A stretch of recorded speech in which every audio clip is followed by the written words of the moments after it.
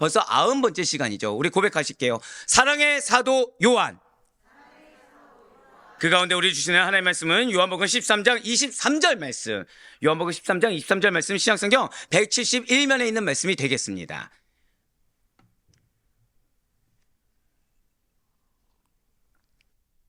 거의 요한은 이 사랑에 대한 메시지가 많은데 저는 그 가운데 우리 성도님들에게 그러니까 요한은 오늘로 끝나는 건 아닙니다. 요한은 이제 다음 주에도 있게 되는데요. 이 사랑의 사도라는 이 타이틀을 허락하신 것부터 해서 이 사랑의 사도라는 말씀의 제목에 바로 이 본문을 주셨다는 것이 상당히 저는 놀랐어요, 사실은. 예. 왜냐하면 보통 우리가 사랑의 사도 요한하면 뭘 생각하죠? 하나님은 그쵸. 보통 그런 말씀을 생각하기 마련인데 지금 그거를 주지 않으셨어요. 오히려 더한 특권의 사랑을 허락해 주셨습니다. 자, 우리 요한복음 13장 23절 말씀 다 같이 한 목소리를 합독하도록 하겠습니다. 시작.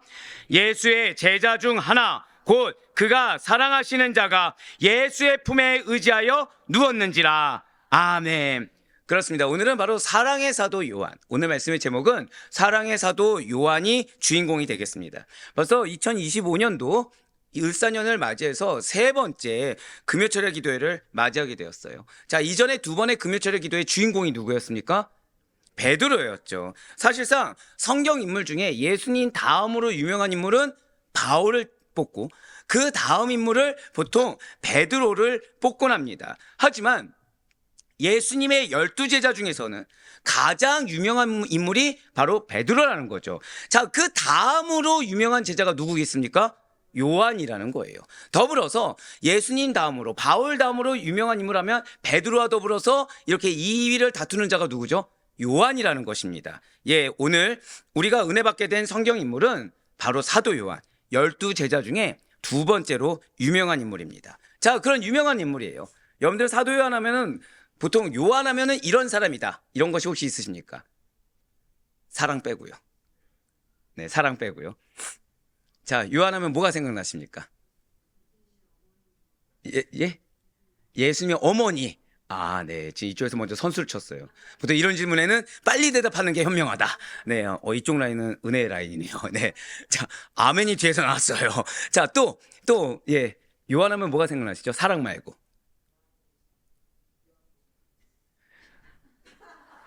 아, 그쵸. 지금 순간, 이제 느껴지시죠? 당황한 게 느껴지시죠? 네, 그죠. 요한계시록, 그죠. 성경을 썼다. 네, 성경을, 기록을 했다. 성경책 중에 하나. 이쪽도 지금 선수셨네요. 자, 반모섬. 약간 얻어간 것 같은 느낌이 없지 않아 있지만, 요한계시록 하면 반모섬이 딱 나오죠. 그럼 이제 이쪽만 남게 되는 거죠, 이제. 자, 요한하면 또 뭐가 생각나십니까? 또. 가장 오래 산 사람. 지금 요한계시록에서 반모섬이 나왔고 가장 오래 살아서 요한계시록까지 기록했다. 많은 분을 살리셨습니다, 지금. 네? 역시 요한계시록에서 반모섬으로 이어져서 오래 살고 순교당하지 않았다까지 이어졌죠. 많은 자들을 살리셨네요. 자, 보통 이 정도죠. 참 아이러니하지 않습니까? 예수님의 제자 중에 무려 두 번째로 유명한 인물입니다. 그리고 성경 인물 중에서도 바울 다음으로, 혹자는 바울 다음에 누가 유명합니까 하면 베드로도 있지만 요한을 떠올 정도로 유명한 인물인데 우리가 아는 게 사랑을 제외하면 이 정도라는 거죠. 자, 그럼 한번 오늘 요한이 어떤 인물인지, 그리고 왜 오늘 하나님께서 바로 이 시점에 보름 정도를 지나서 약속의 말씀을 성취하는 데 있어서 벌써 이 보름 동안 많은 신앙적인 갈등과 많은 현실의 문제 앞에 나의 신앙에 대해서 잡고 나아가는 것에 어려움을 느끼고 있는 우리들에게 왜 지금 이 말씀을 주셨는지 깨닫고 은혜 받는 귀한 이 시간이 되길 간절히 소망합니다. 자, 지금 이러한 사도 요한이에요. 사도 요한. 사도 요한은 누구의 아들입니까? 고백하실게요. 세베대의 아들. 우리 이 정도는 기억해야죠. 사도 요한은 세베대의 아들입니다. 자, 요한의 아버지 세베대는 갈릴리 바다 부근의 가버나움에 사는 어부였다는 거예요. 자, 마태복음 4장 21절의 말씀이 이렇게 증거하고 있습니다. 거기서 더 가시다가 다른 두 형제 곧 세베대의 아들 야고보와 그의 형제 요한이 그의 아버지 세베대와 함께 배에서 그물 깁는 것을 보시고 부르시니. 아멘. 자, 지금 붉은색으로 표현된 문을 보시면 세베대의 아들 야고보와 그의 형제 요한이라고 나와 있습니다. 자, 지금 요한의 아버지가 누구라는 거예요? 세베대고, 그리고 형이 누구입니까? 야고보라는 거죠. 자, 그런데 여기서 이제 또 하나 우리가 잊지 말아야 될 것이 있습니다. 이 요한의 아버지 세베대는 부자일까요? 가난했을까요? 네. 상당히 부유한 편에 속해 있습니다. 마가복음 1장 20절 말씀을 이어서 보도록 하실게요. 곧 부르시니 그 아버지 세베대를 품꾼들과 함께 배에 버려두고 예수를 따라가니라. 아멘.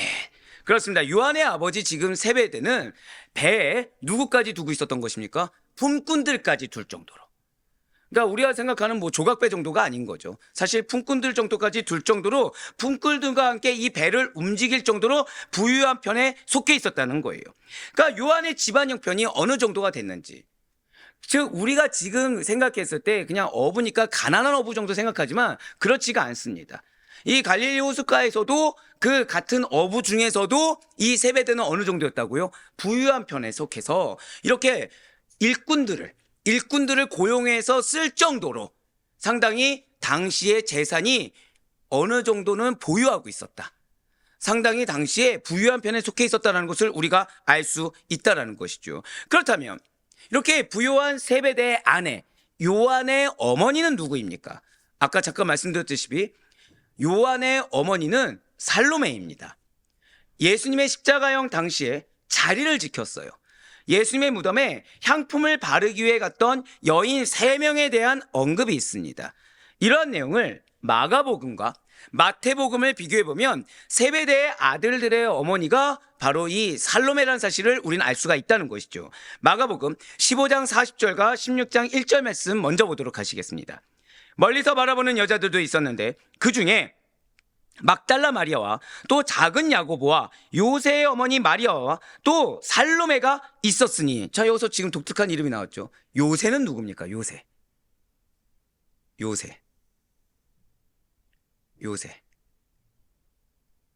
저는 집에서 제가 어렸을 때 저희 어머니는 동현이라고 부르지 않았습니다. 현아라고 불렀습니다. 자, 그럼 요새는 누구일까요? 요셉입니다. 네, 그렇습니다. 그러니까 많은 분들이 궁금해하셔가지고 이건 요셉의 어머니 마리아와 또 살로메가 있었으니. 자, 1절 말씀 보실게요. 안식일이 지나매 막달라 마리아와 야고보의 어머니 마리아와 또 살로메가 가서 예수께 바르기 위하여 향품을 사다 두었다가. 자, 마가복음에서 지금 살로메라는 이름이 등장하고 있죠. 마태복음 27장 56절과 61절을 이어서 보도록 하실게요. 그 중에는 막달라 마리아와 또 야고보와, 자, 누구의 어머니 나와 있어요? 요셉의 어머니. 아까 요새가 요셉인 거 이제 아시겠죠? 요셉의 어머니 마리아와 또 세베대의 아들들의 어머니도 있더라. 아까 살로메가 누군 거예요? 세베대의 아들들의 어머니. 자, 거기 막달라 마리아와 다른 마리아가 무덤을 향하여 앉았더라. 그렇습니다. 아버지 세베대와 어머니는 살로메예요. 이 둘 사이에서 나온 인물이 요한이라는 것이죠. 이러한 요한은 형 누구라고요? 형이 야고보입니다. 형 야고보와 베드로와 함께 소명을 받았어요. 그리고 이들 3명 모두는 예수님께서 가장 가까이에 두시던 중심적인 제자들이었다는 것이죠. 베드로와 야고보와 요한입니다. 자, 분명 요한은 제자가 되기 전에는 야고보와 함께 어부인, 그것도 어느 정도 부유한 편에 속해 있는 아버지 세베대의 일을 도왔습니다. 그러니까 요한이 그냥 잘하면은 무엇을 물려받게 되는 거예요? 세베대의 가업을 물려받게 되는 거죠. 그리고 당연히 아버지가 부유한 편입니다. 물려받는 게 당연한 상황이에요. 즉 가만히 있어도 금수저는 아니라고 하더라도 어느 정도 보장된 미래가 있는 자가 요한이었습니다. 그런데 주님의 부르심을 받았다는 거예요. 즉시로 주님을 따랐다는 것이죠. 그런데 그것도 그냥 마지못해 따른 것이 아닙니다. 마치 부자 청년과 같이 갈등하는 모습이 있었던 것도 결코 아니에요. 조금도 주저함이 없었습니다. 조금 더 망설임이 없었어요. 마치 베드로가 가정이 있었음에도 불구하고 그 가정을 버려두고 예수님을 따랐던 것처럼 지금 요한은 보장된 미래가 있었음에도 불구하고 물질을 버려두고 따라갔다라는 거예요. 조금의 어떠한 주저함 없이 즉시로 복바로 주님을 따라 나섰다는 거죠. 그래서 요한은 원래는 세례 요한의 제자였습니다. 요한이 누구의 제자였다고요? 세례 요한의 제자였어요. 하지만 안드레와 함께 주님의 최초의 제자가 될 수 있었다는 거예요. 자, 저 따라 고백하실게요. 즉각적인 믿음. 그렇습니다. 지금 요한은 스승 세례 요한이 예수님의 메시아 되심을 고백하는 것을 보고 그 예수님의 부르심 앞에 즉각적인 믿음의 반응을 보였어요. 그것이 무엇이죠? 부르심에 아멘으로 응답했다는 것입니다. 요한복음 1장 40절 말씀을 보도록 하시겠습니다. 요한의 말을 듣고 예수를 따르는 두 사람 중에 하나는 시몬 베드로의 형제 안드레라. 아멘. 네, 그렇습니다. 여기서 지금 요한의 말을 듣고 예수를 따르는 이 따르는 애는 뭐가 있냐? 한 번 더 고백하실게요. 적극적인 믿음. 적극적인 믿음이 있다는 거예요. 자, 우리가 지난주에 2주 동안 베드로가 수석사도가 될 수 있었던 이유가 무엇이라 말씀드렸습니까? 즉각적인 반응이라고 말씀드렸죠. 자, 그런데 지금 요한은 어떤 자라는 거예요? 적극적인 믿음이었다는 거예요. 자, 이걸 기억하셔야 돼요. 한쪽은 즉각적인 믿음의 반응이었다고 한다면 지금 요한은 한 번 더 고백하실게요. 적극적인 믿음의 순종. 이걸 기억하셔야 돼요. 그냥 순종이 아닙니다. 적극적인 순종이에요. 자, 지금 베드로는 알고 행했습니까? 그냥 반응했습니까? 그냥 반응했죠. 우린 이걸 흔히 뭐라고 해요? 아비투스라고 얘기를 하죠. 베드로는 그 아비투스, 툭 치면 나오는 반응에 있어서 가장 어떻게 보면 본이 될 수 있는 인물입니다. 그런 즉각적인 믿음의 반응으로 말미암아 베드로는 많은 제자들의 어떤 순종과 헌신을 이끌어냈다고 했어요. 자, 그런데 지금 요한은 어떤 자였다고요? 적극적인 순종이 무엇인지. 그러니까 마지못해 따라가는 것이 아니라 적극적인 믿음이 무엇인지를 보여준 자라는 것이죠. 자, 제가 항상 드리는 말씀 있죠. 설교 중에 반복하는 건 왜다? 중요하기 때문에. 오늘 여러분들이 기도할 부분이 바로 이겁니다. 산성도 여러분들 한번 여쭤볼게요. 나는 지난 보름간 평강하다. 난 지난 보름 동안 너무 행복하고 너무 평강한 세월들을 보내서 나 이렇게 살아도 되나라고 궁금할 정도였다. 네. 아니면 나는 지난 보름 동안 사실은 이게 뭐라 표현할 수 없을 정도로 여러 가지 신앙의 업앤다운뿐만 아니라 신앙적 갈등과 어려움이 있었다. 네. 안 드시는 분들은 그쵸? 아니, 괜찮아요. 세 번째 질문 써놨어요. 아니면 나는 지금 내가 신앙이 업앤다운인지도 모를 정도로 그냥 메마른 땅, 마른 광야 같았다. 있으십니까?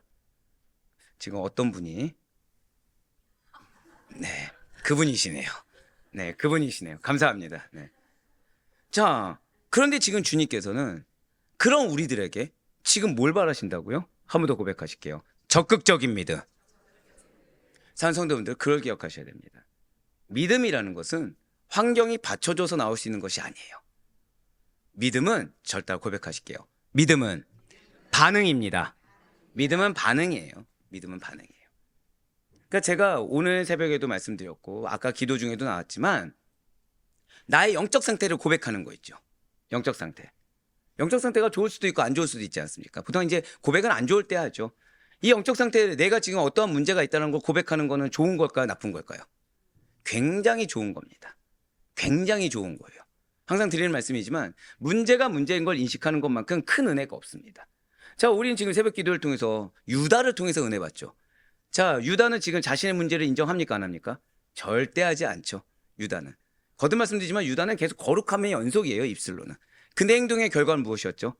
이기적이고 이방인도 하지 않은 행동들만 계속해서 반복합니다. 이 문제가 또 다른 문제를 야기하고 있어요. 계속. 이제 다다음 주에 들어보시면 아시겠지만 계속 야기하고 있습니다. 그런데 지금 하나님께서는 우리에게 무엇을 원하신다고요? 적극적인 믿음을 원하신다라는 거예요. 믿음은 반응입니다. 믿음은 반응이고 내 비록 이 상태가 어떠하든지 간에 고백하고 단지 여기서 고백해서 끝나는 건 안 되죠. 고백하고 해결의 의지를 보이셔야 돼요. 누구에게요? 하나님께. 누구에게요? 예수님께. 해결의 의지를 보여야 되는 것입니다. 그래서 양육 중에 누구를 의지하라고 말씀드렸습니까? 성령님. 끝까지 성령님을 의지하지 않으면 우리는 계속 나의 의 가운데 쌓일 수밖에 없다는 거예요. 나의 의 가운데 쌓이면 뭐가 나온다고 말씀드렸죠? 시기가 나오고 질투가 나오고, 나의 의가 쌓이면 뭐가 나온다고 말씀드렸습니까? 욕심이 나오고 정욕이 나오고 감정이 나온다고 말씀을 드렸어요. 하지만 아닙니다. 자, 지금 요한은 상당히 어느 정도 갖춰져 있습니다. 재력이 갖춰져 있고, 지금 요한은 첫째입니까? 둘째입니까? 둘째죠. 형이 있다고 말씀을 드렸어요. 그러면 당시에 우리나라와 비슷하게 책임은 누구에게 있을까요? 장자에게 있죠, 보통. 그러면 요한은 지금 자유로울까요? 자유롭지 않을까요? 어느 정도 자유롭습니다. 지금 요한은 그냥 한마디로 가만히 앉아만 있어도 그냥 누리면서 편안하게 잘 살 수 있었어요. 그런데 요한은 지금 스승의 고백을 그냥 보아 넘기지 않습니다. 요한은 스승 세례 요한의 고백을 보고 지금 자신의 눈에 메시아가 있음을 보자마자 즉시로 따랐다는 거예요. 한 번 더 고백하실까요? 믿음은 반응입니다. 바로 그거예요. 믿음은 반응입니다.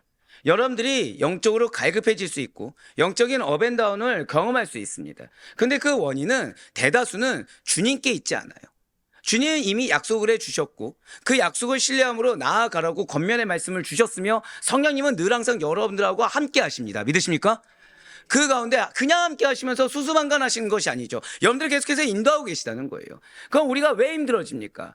그걸 알아요. 모르지 않습니다. 문제는 이제 모르면 정말 문제가 되지만 때로는 그것을 알고 말씀을 붙들고 우리가 나아가려고 합니다. 난관이 있나요? 없나요? 난관이 있어요. 문제는 여기서도 발생합니다. 이 난관 가운데 우리의 모습 가운데 유다의 모습이 존재하는 거죠. 타협하는 겁니다. 핑계대는 겁니다. 피하는 겁니다. 누구를 원망하는 겁니다. 그러면서 내 영역을 만들다 보니까 내 마음 가운데 그 순간에 직성은 풀리지만 이 마음이 직성은 풀리지만 뭐가 없어요? 한 번 더 고백하실게요. 평강이 없게 된다는 거예요. 그러니까 계속 불안한 상태죠. 계속 불만족의 상태가 이어지는 겁니다. 분명히 환경 가운데 기도가 응답됩니까? 안 됩니까? 예, 기도가 응답이 돼요. 뭐 아멘은 저만 해도 돼요. 괜찮아요. 기도가 응답이 됩니다. 삶의 크고 작은 영역에서 이거 주님이 이렇게 하셨구나. 자, 이런 고백 하셨습니까? 안 하셨습니까? 그거는 보셨는데 왜 응답은 갑자기? 네네. 그러니까 지금 이런 거죠.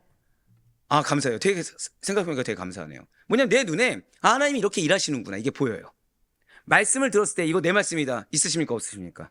있어요. 내 말씀이다. 그럼 하나님이 지금 역사하십니까? 안 하십니까? 하는 걸 알고 있어요. 그리고 이 역사하심은 사실은 나의 기도와 무관하지 않다는 걸 알고 있습니다. 근데 내가 원하는 방향이 아닌 거예요. 내가 지금 다급하다고 필요한 영역이 아닌 거예요. 전혀 또 다른 영역이라는 거죠. 그러다 보니까 무엇을 인정하지 않죠? 하나님께서 가장 선하게 일하시고 계십니다. 하나님께서 말씀을 성취하고 계십니다. 이게 인정이 잘 안 되는 거예요. 지금 나는 어떤 상태죠? 나는 아직 분명히 눈으로 봤는데, 체감했는데, 머리로 알겠는데 고백하실까요? 인정을 안 하고 있습니다. 인정을 안 하고 있는 거예요. 문제는 이거를 인정해야 다음 스텝으로 넘어가는데, 방금 뭐라 말씀드렸죠?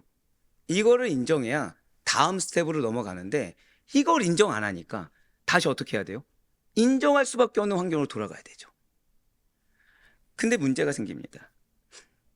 그 금식을 하면 언제가 가장 힘들 것 같습니까?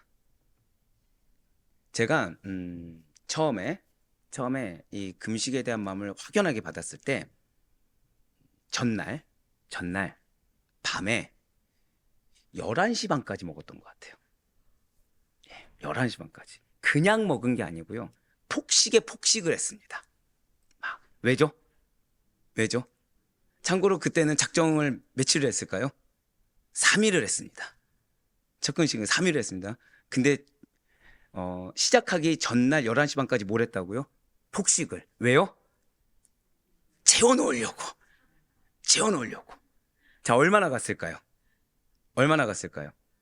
여러분들 아시다시피 저는 이렇게 좀 열정적입니까? 소심합니까? 되게 교묘하네요. 소심하단 말을 갑자기 딱 숨기고 네. 좀 열정적이다 보니까 활동량이 좀 있는 편이죠. 점심도 안 돼서 배고파지기 시작하는 거예요. 너무 힘든 겁니다. 왜죠? 위가 늘어났잖아요. 위가 늘어났잖아요. 근데 너무 힘든 거예요. 그러니까 이게 이제 하다 보니까 여러분도 아시다시피 금식이 오늘이에요. 그러면은 한 일주일간 저 뭐 하죠? 조절을 하기 시작합니다. 이제 슬슬 익숙하게 하는 거죠. 기도 시간을 좀 더 늘리고 집중하고 음식량을 서서히 줄이기 시작합니다. 왜요? 그러면은 제가 생각했을 때는 인간적으로 생각했을 때는 좀 많이 보존을 해놓고 많이 채워놓으면 이렇게 연단의 시간, 이렇게 기도의 시간을 좀 더 편하게 할 것 같지만 아이러니하게 고백하실게요. 비워낼수록 맞아요. 비워낼수록 오히려 하나님의 응답의 시간이 더 속히 오고 오히려 하나님의 응답의 시간이 더 충만하다는 거죠. 자, 이제 이해가 되시죠? 우리가 지금 왜 힘들겠습니까? 인정을 해야 돼요.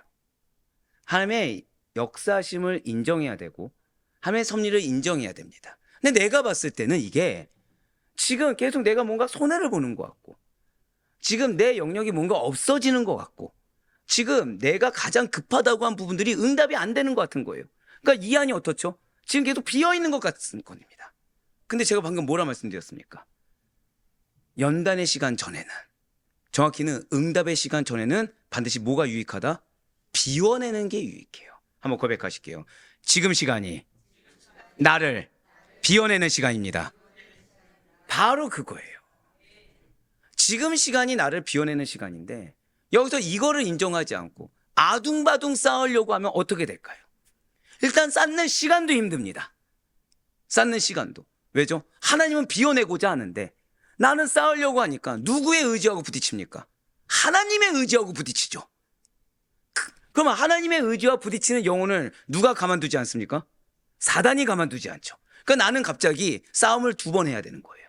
누가 하고요? 처음에 하나님과 싸워야 되고 두 번째 나를 미혹하는 사단하고 싸워야 되고 그냥 하나님의 섭리를 인정하면 되는데 지금 이것이 하나님의 방법이구나. 지금 나를 비워내고 나를 없애는 과정이구나. 근데 나는 억울할 수 있겠죠. 나는 힘들 수 있겠죠. 누구처럼요? 유다처럼 인정하기 어려울 수 있을 거 아닙니까?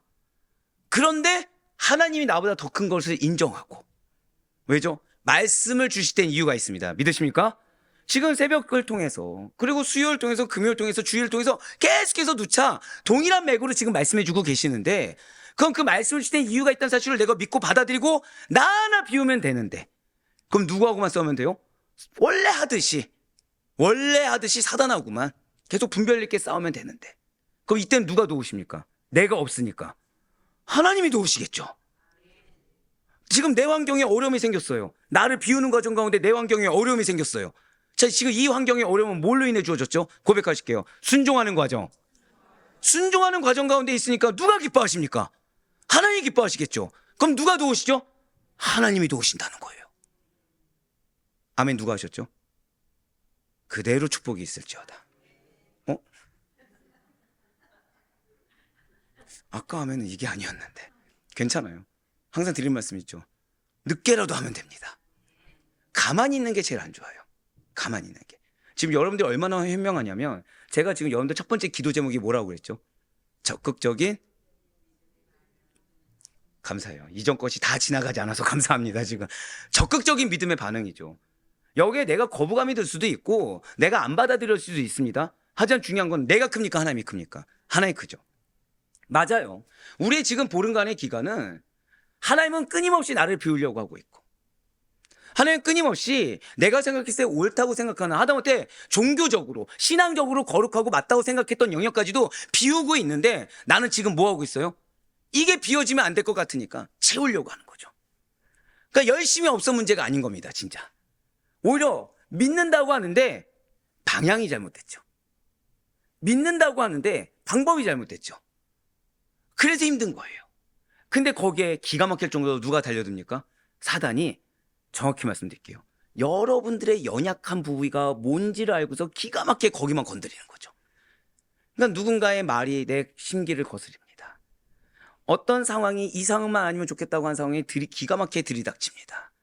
더불어서 내가 지금 요만큼만 해도 나는 충분히 믿겠다는데 그만큼이 아니라 기가 막힐 정도로 거기서 약간 못 미친 정도에서 이게 맞나 틀리나고 의심할 만한 상황이 계속해서 주어집니다. 그 가운데 내 마음은 오히려 책임감이 있다 보니까 그래서 하나님을 더 증거하고자 하는 그 열심이 오히려 나에게 점점 부담감이 되고 무게감이 되기 시작합니다.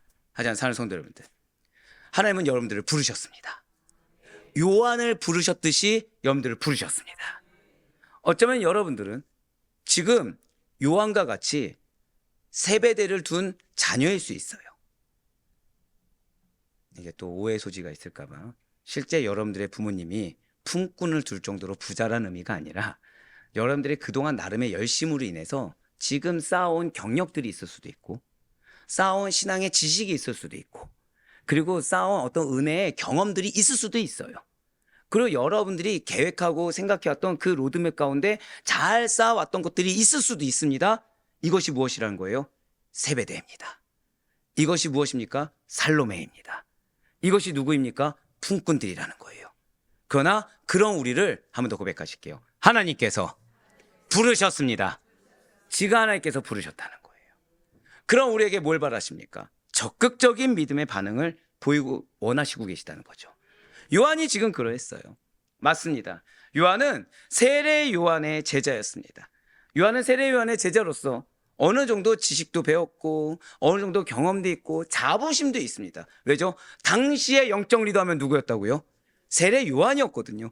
그 요한의 제자였던 거예요. 그 얼마나 자부심이 대단했겠습니까? 얼마나 내가 지금 가장 선대받는 리더의 제자다. 리더의 사랑받는 제자다. 얼마나 감사합니까? 그런데 그것도 중요하지 않았어요. 즉 지금 세례 요한은 지적인 거, 명예적인 거, 물질적인 거 다 중요하지 않았습니다. 한 번 더 고백하실게요. 말씀의 성취. 그렇습니다. 약속의 말씀이 선포된 거에 대해서 그 말씀을 믿는 믿음으로 바로 적극적인 믿음의 반응을 보였다는 거예요. 나의 어떠한 배경보다 그것을 뛰어넘는, 그 새벽에 말씀드리지 않았습니까? 환경을 초월하셔야 됩니다. 인간적인 것을 초월하셔야 됩니다.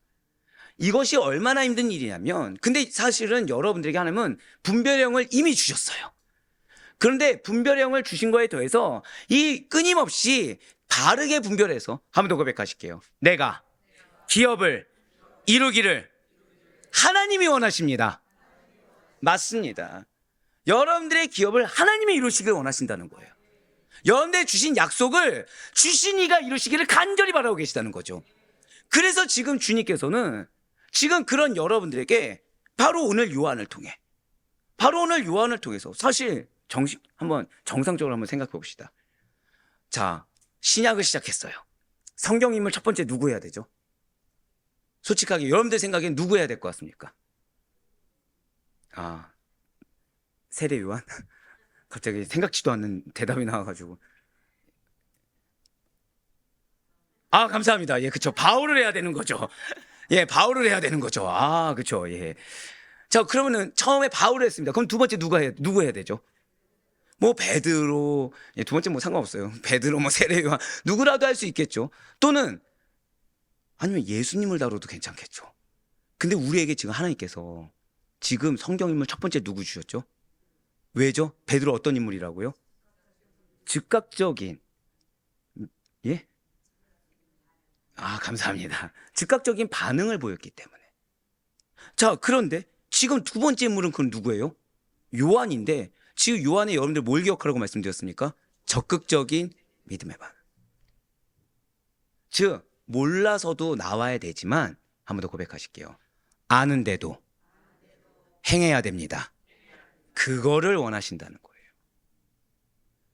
아는데도 불구하고 믿음에 순종하는, 오히려 알기 때문에 더 하나님을 신뢰할 수 있는, 내 생각, 내 계획, 내 경험보다 무엇을 더 신뢰해야 되는 거예요?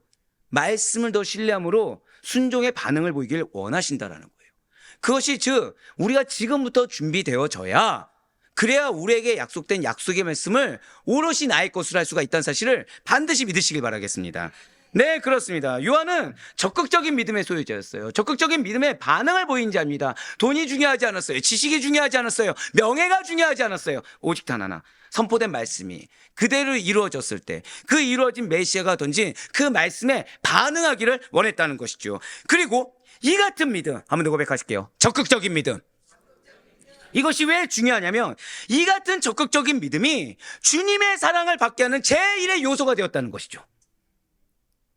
자, 수석사도가 되는 그 이유가 무엇이었다고요?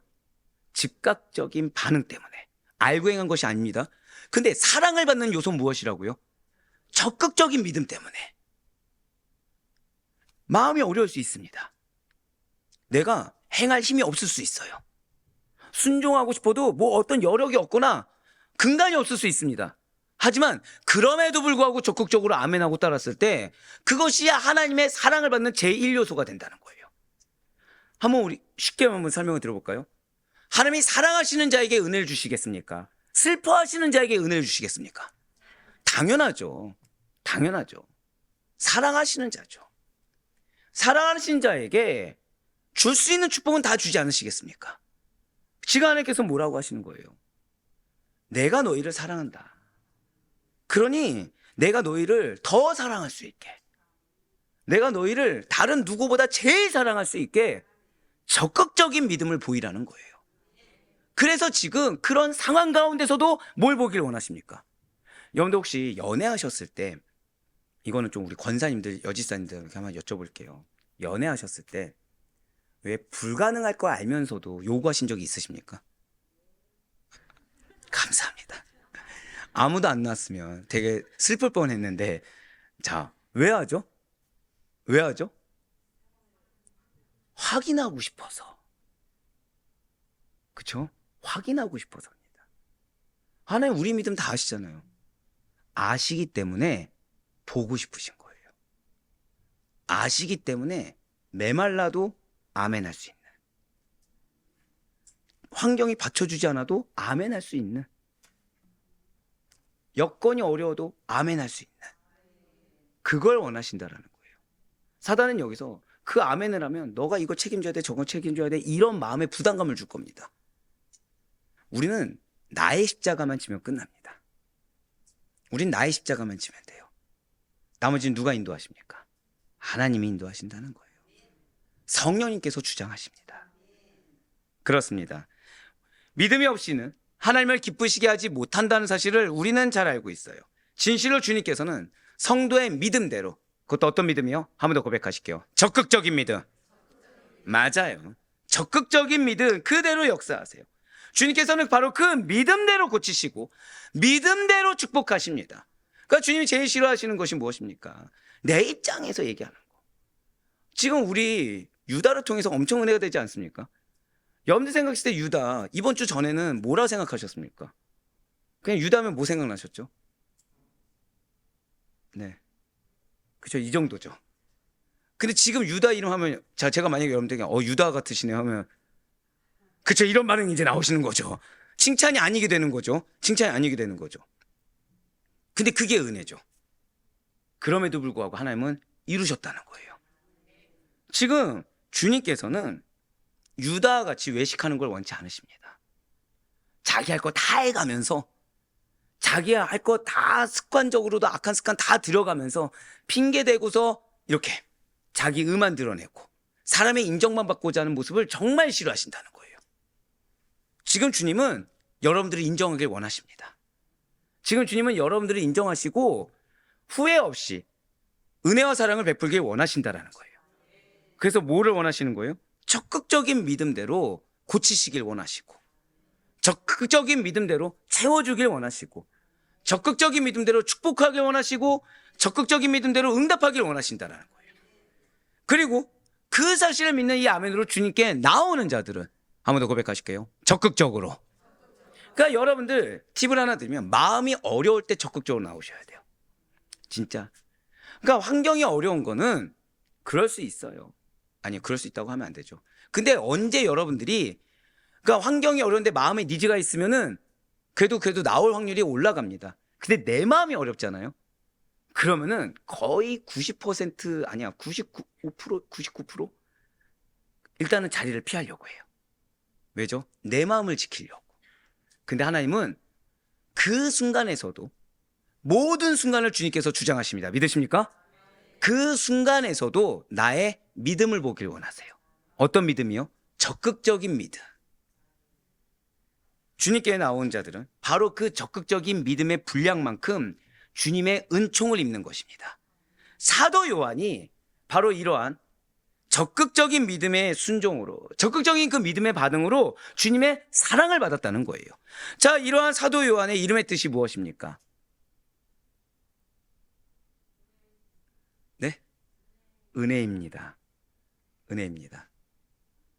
사랑이시다. 또 원래 지금 이렇게 물어볼 질문이 아니었는데 네, 여기에 여러분들을 향한 하나님의 마음이 드러납니다.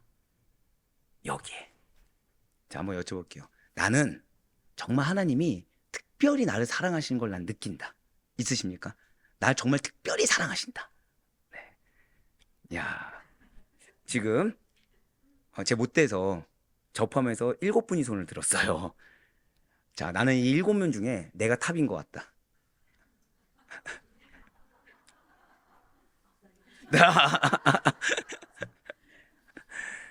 아, 예. 한번 고백하실게요. 하나님의 총애하심. 요한의 이름이 뭐라고요? 하나님이 총애하시다예요.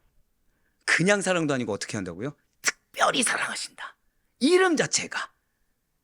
한번 더 고백하실게요. 하나님께서 나를 특별히 총애하십니다. 여러분, 성도는 이 정도 침노하는 자세는 있어야 됩니다. 성도는 이 정도 뻔뻔함을 가져야 됩니다. 지난주에 제가 맨 처음에 뭐라고 그랬죠? 성도는 어떻게 하라고요? 예, 맞아요. 마찬가지예요. 우리 중에 난 솔직히 즉각적으로 믿음의 반응 볼 수 있습니까? 우리 집사님 빼놓고. 네네. 예. 예, 주여. 자, 그럼 한번 여쭤볼게요. 여러분들, 지금 눈앞에 환란이 닥쳤습니다. 아주 시급한 상황이 닥쳤어요. 그런데 지금 내 마음도 아주 어려워져 있습니다. 근데 여기서 아멘 하고 따를 수 있으십니까? 어려워요. 근데 지금 하나님께서는 그 가운데 뭐를 잊지 말라는 거예요?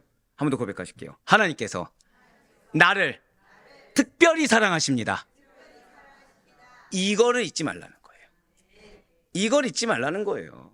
그 총애하다. 와, 이러면 대단하지 않습니까? 근데 지금 이 말씀을 지금 누구에게 허락하셨어요? 야, 여기서 우리에게라고 안 했어, 지금. 나에게라고 지금 순간적으로. 그렇죠? 지금 나에게 허락하신 거예요. 지금 아데포의 교회 금요철야 기도회 가운데 여러분들 요한의 이름 아셨어요? 모르셨어요? 지금 슬프지 않습니까?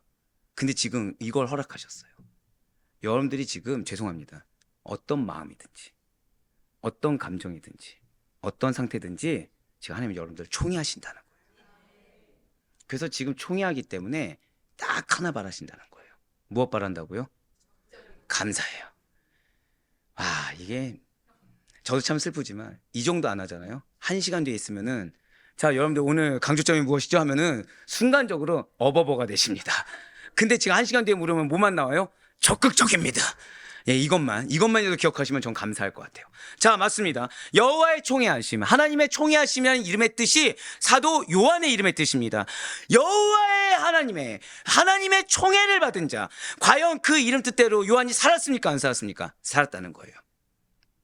그래서 여러분들의 선포가 지금 중요해요.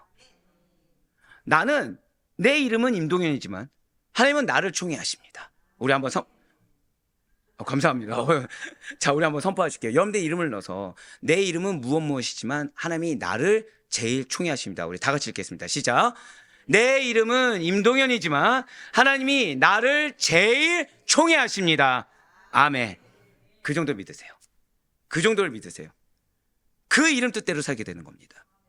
지금 주님께서 지금 몇 달 동안 뭐 하라고 하셨죠? 한 번 더 고백하실게요. 선포하라고 하고 계세요.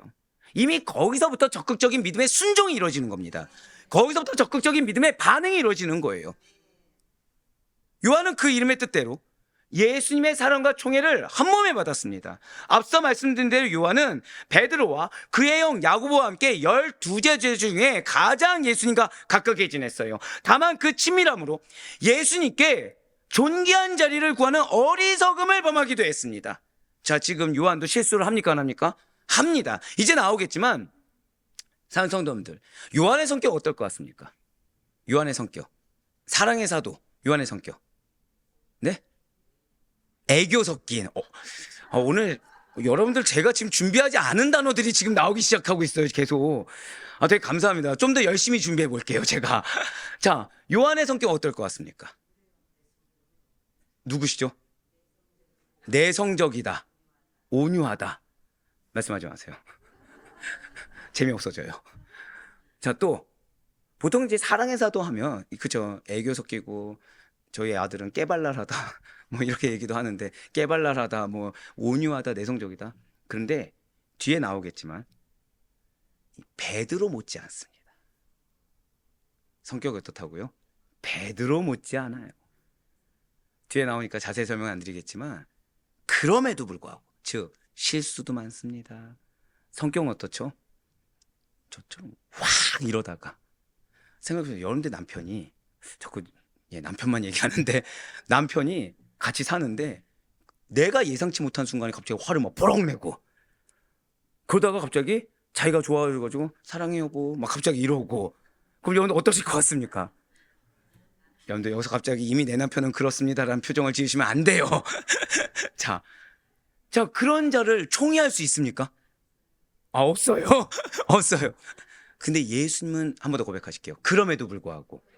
네, 맞아요. 즉 유다도 그랬지만 요한 역시도 총애를 받을 만한 자격의 인간적인 면모가 있는 것은 아니었습니다.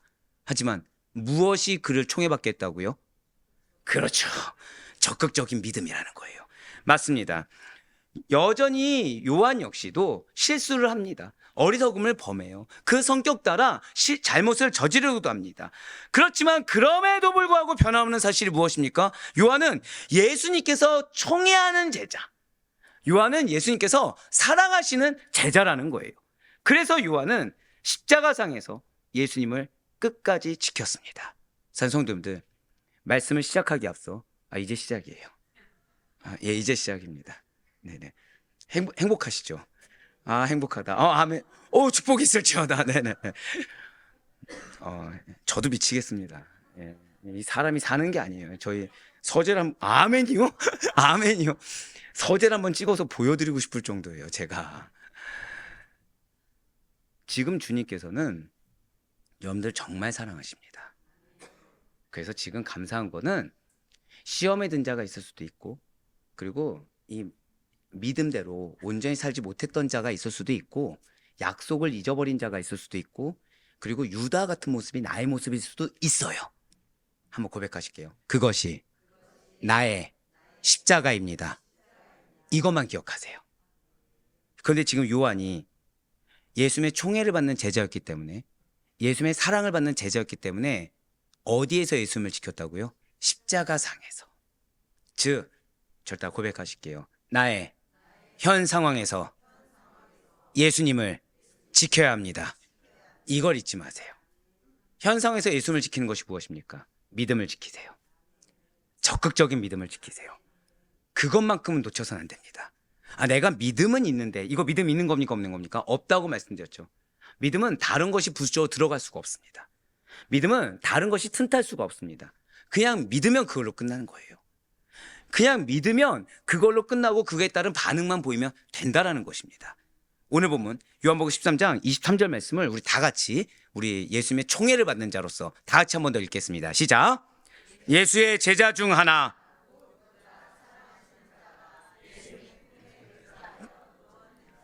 자, 오늘 본문의 이 구절을 보시잖아요. 이거 원어를 보면 약간 질투가 날 정도입니다.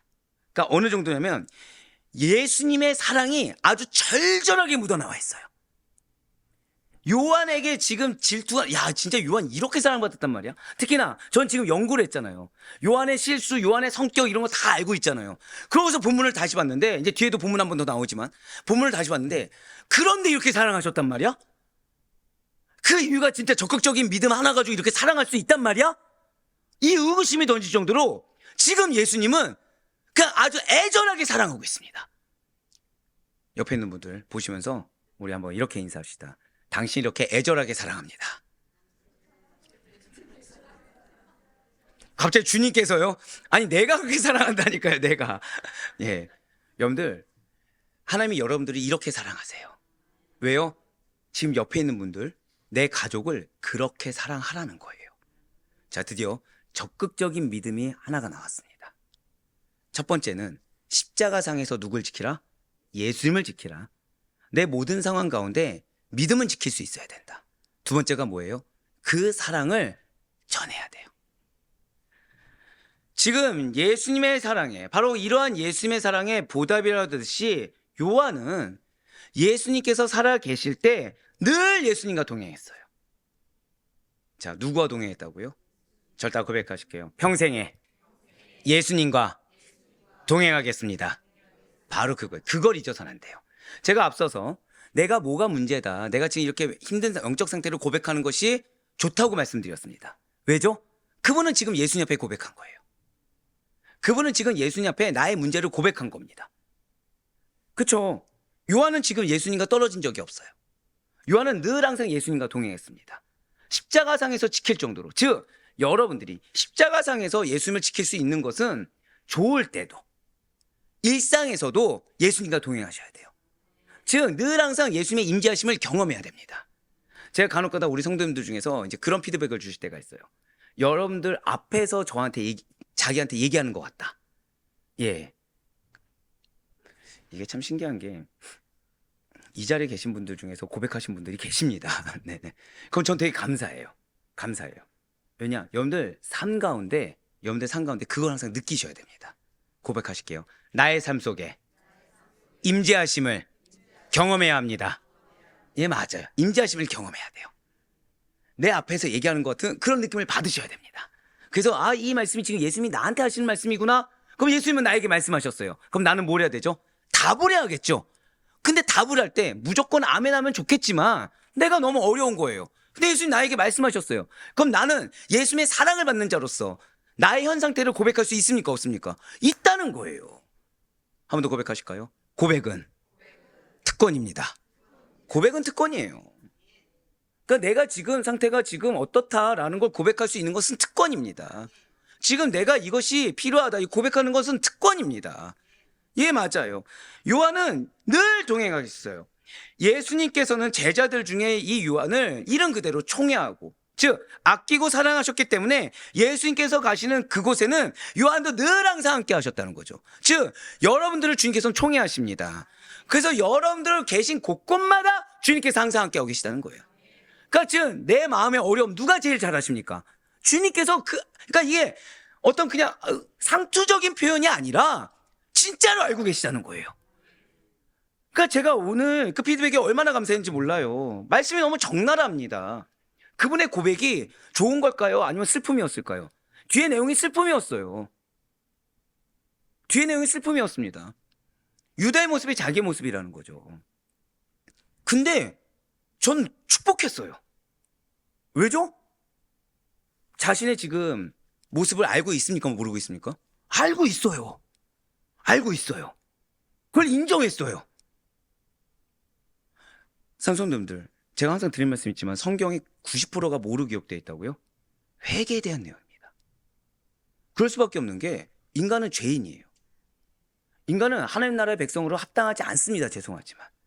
근데 의인이라 칭함 여김을 받았죠. 근데 지금 난 아직 어떤 상태는 아직 안 되었어요? 완성형이 아닙니다. 영화의 단계에 들어서지 못했어요. 그러니 당연히 깎여야겠죠. 깎여야겠죠. 그러니까 내 삶 가운데 문제를 발견하는 거 당연할까요? 특별한 일일까요? 당연한 거예요. 그러니까 지금 내 영적 상태를 발견하는 거 당연하면서도 하나님이 그러라고 발견하게 하시는 겁니다.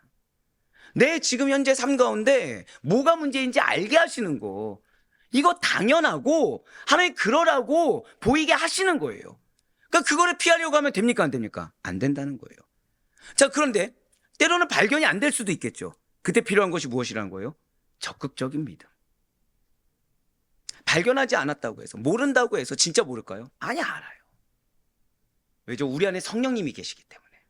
알 수밖에 없습니다. 성령님이 계시기 때문에 알 수밖에 없는데 모른 척을 하는 거예요. 그렇기 때문에 그 순간 이미 모른 척이 습관이 될 수 있습니다. 핑계가 습관이 됐을 수도 있어요. 그러면 유다처럼 그 습관대로 할 것이냐, 아니면 이것이 습관인 줄 오늘 알고 그 순간에 자연스럽게 습관대로 행하는 것이 아니라 믿음으로 고백하고 그 순간 브레이크를 거느냐. 근데 이것이 무엇이에요? 이 브레이크를 거는 게 적극적인 믿음의 순종이라는 거예요. 그게 적극적인 믿음의 반응이라는 것입니다. 즉, 하고 싶은 말이 있는데 끊는 거, 하고 싶은 행동이 있는 게 잠시 멈추는 거, 그것이 바로 믿음의 순종이에요. 그것이 바로 늘 항상 함께 하시는 예수님을 인식하는 행동이고, 그것이 항상 나에게 말씀하시는 예수님의 반응에 내가 비록 듣지 못하고 알지 못한다고 하더라도 아멘으로 순종하는, 축복받는 비결이라는 거죠. 진실로 요한과 야고보, 베드로는 그래서 예수님과 늘 동행했습니다. 언제요? 야이로의 딸을 살리셨을 때에도 동행했습니다. 그리고 예수님과 동행함으로 말미암아 예수님의 변화산 사건도 이 세 명은 목격할 수가 있었어요. 예수님께서 겟세마네 그 고뇌에 기도를 올리셨을 때도 함께 하셨습니다. 이것이 여러분들의 특권이에요.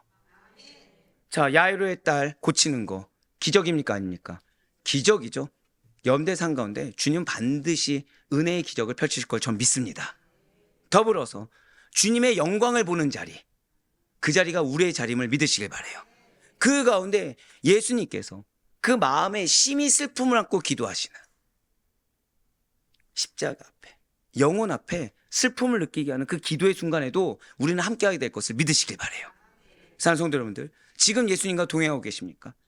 요한이 받은 예수님의 사랑, 정확히는 요한이 받은 그 특별한 총애하심, 그것을 이미 여러분들은 받고 있고 이미 여러분들은 받을 것을 믿으시길 바라요.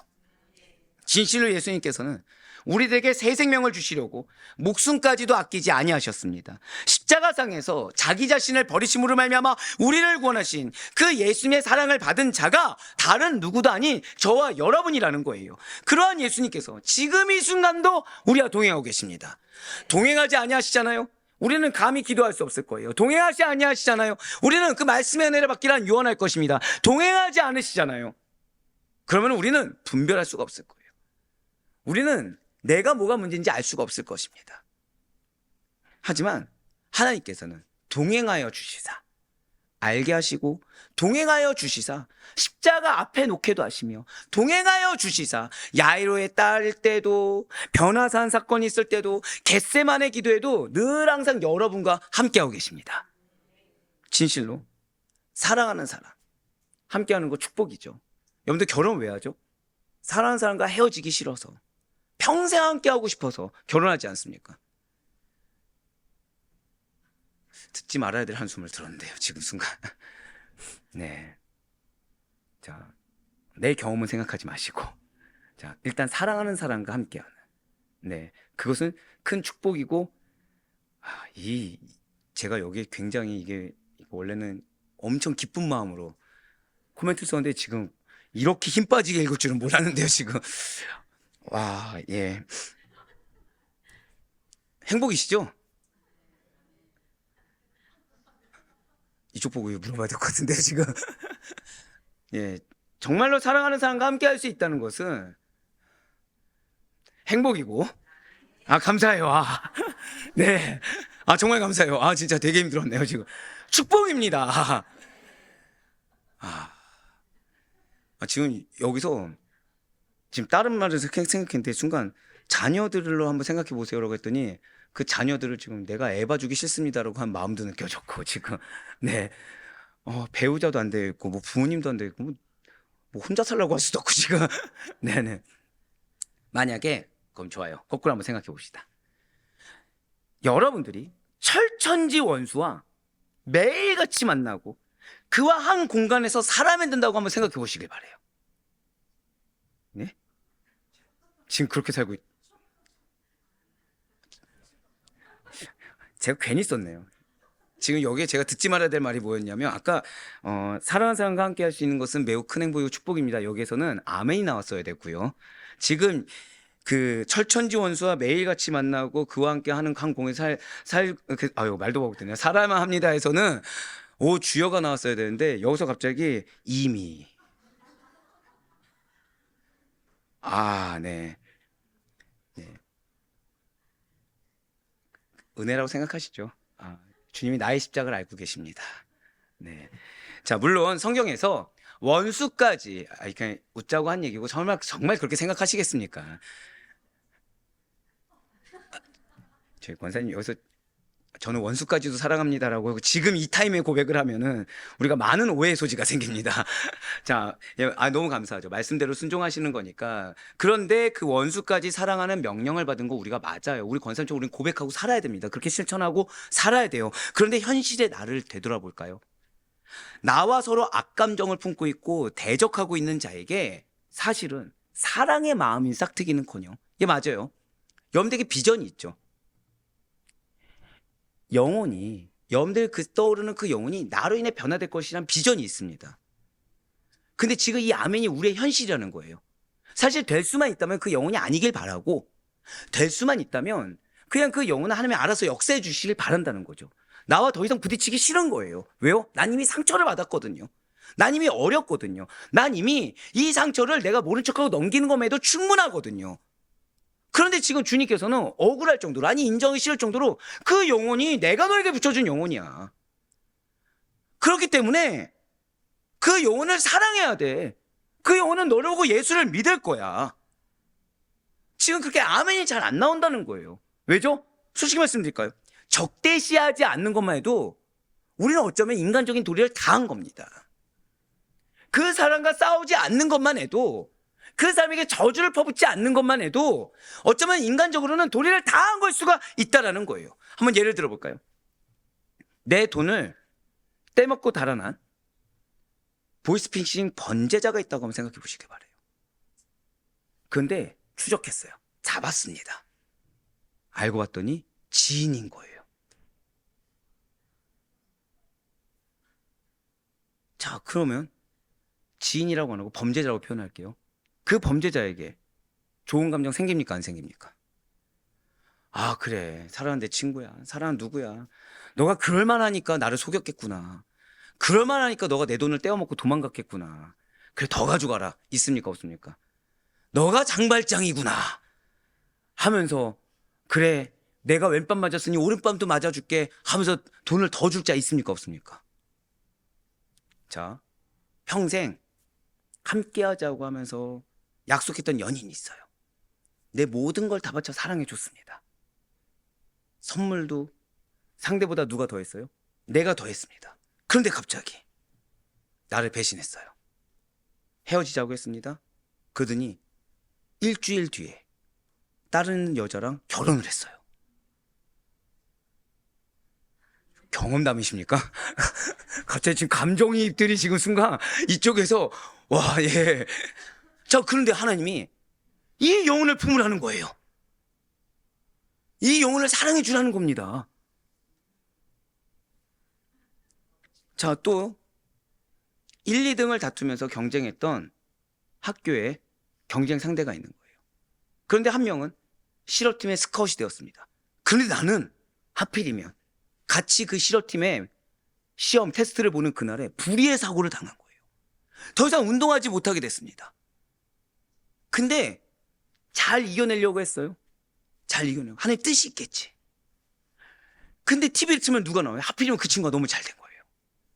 그 다른 많은 선수들 보면 괜찮은데 그 친구만큼은 유난히 보기가 싫은 겁니다. 근데 마음을 뭐로 줬어요? 그 친구를 품으라는 거예요. 근데 알고 봤더니 그 사고를 누가 냈어요? 그 친구가 낸 거예요.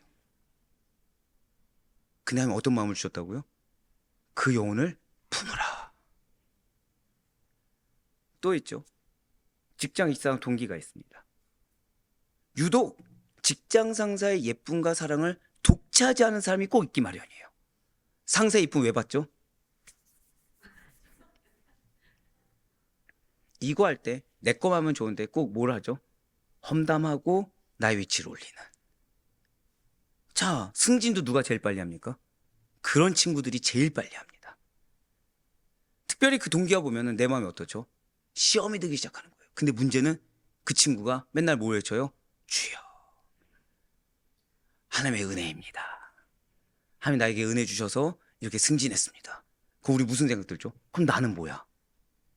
나는 믿음 생활 잘 해왔는데 이 친구는 술도 먹고 로비도 하고 해서 저 위치까지 올랐는데 나는 정직하게 일해서 난 지금 이 위치인데 시험이 들게 된다는 거예요. 아들이 여럿 있는 집안의 며느리들은 또 어떻습니까? 서로가 미움받지 않으려고 시몬한테 더 사랑받고 더 인정받으려고 어느 순간 앙수처럼 변하기도 한다는 거죠. 예, 맞습니다. 우리는 경쟁의 시대를 살아가고 있어요, 사실은. 근데 하나님은 그 경쟁의 시대 가운데 우리한테 한 번 더 고백하실게요.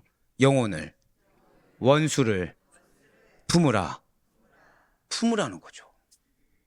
이거 사랑은커녕 대적만 안 해도 내 마음에 미워하는 마음만 안 가져도 다행일 것 같은데 이 경쟁의 시대 가운데 지금 나 하나 먹고 살기도 힘든데 나 하나 지금 자리 보존하기도 힘든데 못 가자라는 거예요. 오히려 나보다 더 잘 나가는 것 같은 그런 사람들, 오히려 더 상처 준 그런 사람들을 품고 그들을 사랑해주고 그들의 영혼을 위해서 기도해 주라는 거예요. 그런데 중요한 것은 이렇게 경쟁의 시대를 사는 세상에 속한 사람들이 그런 이유가 있다는 거죠. 왜요? 누가 더 사랑받느냐, 누가 더 인정받느냐에 목말라 있다는 거예요. 즉 교회를 다니냐 안 다니냐 이게 중요한 것이 아니라 아무리 외적으로 교회를 다녀도 내면에 예수가 없을 수 있습니까? 없습니까? 있겠죠, 당연히. 그러다 보니까 뭐에 목말라 한다고요? 예나 지금이나 사랑받는 거, 예나 지금이나 인정받는 거에 목말라 한다는 거예요. 그러니 왜곡된 방향으로, 잘못된 편협된 방법으로 그 사랑을 받고자 하는 잘못된 노력을 행하게 된다는 거죠. 누가요? 세상에 속한 사람들이. 그래서 어느 정도의 차이는 있지만 그들은 늘 항상 누군가를 시기합니다.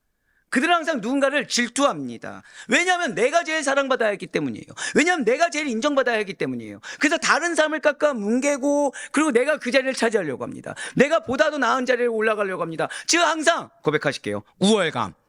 우월감을 느끼고 싶어해요. 하지만 사는 성도 여러분들, 하나님께서는 그런 자들까지도 우리에게 품으라고 명령하셨습니다. 왜일까요? 이유는 하나예요. 이 세상 가운데 가장 필요한 것은 한 번 더 고백하실게요. 그리스도의 사랑. 그리스도의 사랑이기 때문이라는 거예요. 우리가 가장 필요한 것이, 내가 메마르고 공고하고 힘들 때 가장 필요한 것이 그리스도의 사랑입니다. 내 마음이 왜 실족함을 갖고, 내 마음이 왜 메말라지며, 내 마음이 왜 질투가 나고 시기가 나는 것입니까? 이유는 하나예요. 내가 받는 그리스도의 사랑을 놓쳤기 때문입니다. 내가 받는 총애, 지금 그냥도 아니죠. 우리에게 뭐라 말씀하셨어요? 우리 한 번 더 선포합시다. 나를 예수님이 가장 총애하십니다. 그걸 놓치고 있는 거죠. 사랑하는 성도 여러분들, 말하지 않아도 배우자의 사랑을 느끼십니까? 못 느끼십니까? 느껴요. 사실은 그건 느껴요. 하지만 확증받고 싶을 뿐이지 말하지 않아도 느낍니다. 나를 사랑하기 때문에 내 옆에 있어주는 것이고, 나를 사랑하기 때문에 나에게 쓴소리도 하는 것이고, 나를 사랑하기 때문에 나와 항상 함께 하는 거죠. 그러니까 지금 말하지 않아도 어떤 증거가 아니어도 알 수가 있다는 거예요. 사람이 그러할진데 우리는 사실은 예수님이 내 기도에 응답하지 않아도, 예수님 특별히 어떤 걸 행하지 않아도 예수님이 나를 사랑하시는 거 우린 알 수밖에 없습니다. 왜요? 내 안에 성령님이 계시거든요. 게다가 특히나 말씀의 은혜 주십니까? 안 주십니까? 주시거든요. 그러니까 예수님이 나를 사랑하신 걸 우리는 알 수밖에 없어요. 그렇기 때문에 주님께서는 우리로 하여금 그러한 예수님의 사랑이 없는 자를 붙여주신다는 거예요. 그러한 예수님의 사랑이 없는 자들, 메말라 있기 때문에 무엇을 해도 만족하지 못하고 무엇을 해도 감사하지 못한 자들을 붙여준다는 거죠. 세상 말로 하면 배은망덕한 자들, 세상 말로 하면 오늘 유다 같은 자들을 붙여주신다는 거예요. 왜요? 왜 여러분들에게 상처를 줍니까? 왜 여러분들에게 어려움을 주는 것입니까? 계속 증명하고 있는 거예요. 나는 예수님의 사랑이 없어. 난 예수님의 사랑을 받고 있지 못해. 나는 지금 예수님의 사랑커녕 예수의 존재 자체도 내 삶 가운데 실제가 안 되고 있어라고 스스로 행위와 말로 증거를 하고 있다는 거예요. 만약 우리가 지금 이러한 예수님의 사랑, 예수의 동행하심을 내가 느끼지 못한다고 한다면, 그들처럼, 아니 또는 그 사랑을 당연하게 여기고 그 동행하심을 당연하게 여긴다고 한다면 우리 역시도 마찬가지로 자족하지 못하고 자꾸만 무언가를 채우려고 노력을 할 거예요. 그러니까 하나님이 맨 처음에 서론에서 말씀드렸던 것처럼 이미 이거 하나님이 이렇게 일하셨구나, 하나님이 이렇게 말씀하셨구나, 이걸 봅니다. 그런데 이것을 약속을 성취하기 위한 단계로, 기업을 이루기 위한 단계로 이어서 생각하지 못하는 거예요. 왜요? 사랑은 알겠는데 당연해져서. 부부싸움이 처음에 언제 일어납니까? 부부싸움이 감정이 충돌이 일어났을 때. 정확히 말씀드릴까요? 상대의 사랑을 내가 느끼지 못할 때, 그때 싸움이 일어납니다. 두 가지 오해하지 마실게. 목사님네 그렇게 싸우셨나 보다, 이걸 오해하셔서도 안 되고, 두 번째, 우리 집은 그렇게 싸우지 않았는데 라고 생각하시면 안 됩니다. 흔히 다툼이라는 것은 상대의 본심을 왜곡하거나 상대의 본심을 모를 때 다툼이 일어나요. 왜냐하면 상대는 나에게 좋은 의도를 가지고 있습니다. 근데 나는 그걸 왜곡해서 받아들인 거죠. 상대는 나에게 다른 A라는 의도를 가지고 말을 했습니다. 내가 어떻게 받아들여요? B라는 의도를 가지고 받아들이는 거예요. 그때 다툼이 일어나죠. 예, 맞습니다. 우리가 만약에 예수님의 사랑을 잘못 그렇게 받아들이거나 또는 내가 배우자에게 받는 사랑을 당연하게 여기면 계속 뭐를 얻고 싶어 하죠? 증거물을 받고 싶어 하는 거예요. 계속. 배우자의 존재를 너무 당연하게 여기고, 그리고 이 배우자가 내가 살아준다라고 생각을 하며 거기에 더해서 내가 이렇게 살아주는데 내가 이런 증거를, 나를 사랑하면 나를 위해서 이렇게 해줘야지, 이렇게 해줘야지, 이렇게 해줘야지, 계속 요구 조건이 있게 되면 다툼이 일어나게 되죠. 계속 어떻게 돼요? 만족이 아니라, 감사가 아니라 불평, 불만이 나오게 된다는 거예요. 자꾸만 어디만 신경 쓰게 되는 것입니까? 사람의 시선, 세상의 시선만 의식해서 오늘 새벽 기도에 유다같이 외식하는 자가 되어버린다는 것이죠. 그러나 여러분들 반드시 기억하시길 바라요. 우리는 그러한 자들과 다른 자들입니다. 우리는 예수님의 사랑을 당연하게 여기는 자들도 아니고, 우리는 예수님의 사랑의 방법을 왜곡해서 받아들이는 자들도 아니며, 우리는 내가 사랑을 못 받는다고 착각하는 자들도 결코 아닙니다. 우리는 이미 세상이나 사람이 줄 수도 없고 그러한 자들에게 받을 수도 없는 총애하심을 이미 받은 존재이고, 그런 우리와는 이 세상을 만드시고 이 세상을 통치하시는 예수님께서, 주님께서 함께하고 계심을 반드시 잊지 마시길 바라요. 그러한 주님께서 사도 요한에게 베풀어 주신 사랑, 그 이상의 사랑을 이미 주셨고 지금 이 순간도 주고 계심을 반드시 믿으시길 바라겠습니다. 그리하여 언제나 여러분들의 삶 속에는 사실은 어떠한 메마름이나 완악함이 있는 것이 아니에요. 그러니까 내가 메마르다고 생각하는 그 순간에도 뭐가 있습니까? 절대 고백하실게요. 충만함. 맞아요. 내가 메마르다고 생각하는 그 순간, 내가 어렵다고 생각하는 그 순간에도 사실은 계속 뭐가 내려지고 있습니까? 사랑의 폭포수가 내리고 있는 거예요. 계속 은혜의 폭포수가 내리고 있는 거예요. 지금 누가 거부하고 있습니까? 나도 모르는 사이에 내가 거부하고 있는 거예요. 그러니까 이렇게 생각하시면 되죠. 굳이 표현을 하자면 폭포수가 내리는데 관이 어떻게 돼 있냐? 관이 이렇게 막 돼 있는 거예요. 관이. 근데 나는 어떤 길만 보고 있어요? 직선만 보고 있는 거예요. 그럼 직선만 봤을 때, 근데 관이 투명한 거죠. 관이 투명한 거예요. 물줄기가 내려온다 한번 생각해 봅시다. 나는 직선 보고 이렇게 보고 있어요. 이렇게. 이거를 편견과 고집이라고 말씀을 드릴게요. 이렇게 보고 있습니다. 그럼 뭐만 보이죠? 직선으로 내려오는 건 보이겠죠. 옆에 길로 이렇게 다른 길로 가는 거 보입니까? 안 보입니까? 안 보이죠. 우린 그거를 내 눈에 안 보인다고 뭐라고 고백하는 거예요? 하나님 이 기도에 응답을 안 하시나 봐. 하나님 내 상황을 지금 이 상황은 역사하지 않으시나 봐. 지금 이미 물줄기는 은혜의 물줄기, 응답의 물줄기, 축복의 물줄기는 흐르고 있습니까? 안 흐르고 있습니까? 계속 흐르고 있는 거예요, 지금. 그럼 이거 어떻게 해야 볼 수 있습니까? 편견을 버려야 돼요. 어떻게 해야 볼 수 있습니까? 고집을 버려야 돼요. 어떻게 해야 버릴 수 있습니까? 믿음 외에 다른 것을 버려야 돼요. 그러면 나는 이 직선만 보고 있었는데 주님의 은혜 물줄기 이쪽으로 흐르고 있었구나. 그래서 지금 이쪽을 채워주고 계셨구나. 은혜 물줄기가 지금 저쪽에 있었구나. 지금 여기에 응답하고 계셨구나. 이게 보인다는 거예요. 우리 이걸 뭐라고 합니까? 고백하실게요. 이미 나에게 영적 분별력을 주셨습니다. 맞아요. 이미 나에게 분별력을 주셨다는 거예요. 간혹가다 이렇게 가정 예배를 드릴 때 간증을 할 때가 있습니다. 간증 타임을 해요. 이제 제가 할 때도 있고 자녀들이 할 때도 있습니다. 그러면은 때때로 기도응답이 A예요. 제가 두고 기도했던 거. 근데 갑자기 하나님께서 C-의 응답을 주셨어요. C-의 응답을. 그러면은 우리 자녀들이 갑자기 어리둥절해합니다. 왜죠? 지금 기도 제목은 뭐였다고요? 예를 들어서 기도 제목은 동물에 관한 기도 제목을 냈습니다. 근데 하나님이 이쪽에 이런 물질을 해결해 주셨어 라고 한 거예요. 그럼 지금 자녀들의 포커스는 어디에 있죠? 동물에 향해 있죠. 이쪽 보고 있는데 제 얘기는 갑자기 어디에 있는 거예요? 동물 쪽에 있는 겁니다. 그럼 애들의 표정이 아빠가 무서우니까 말은 못하지만 우리 아빠는 왜 갑자기 뜬금없이 저런 얘기를 하시는 거지? 지금 시급한 건 뭐예요? 동물이 시급한데? 이 눈이에요.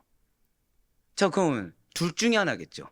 제가 이거를 단계를 다 일일이 설명을 해주든가 아니면 자녀들의 영적 시야가 넓어지든가. 어느 쪽이 더 현명합니까?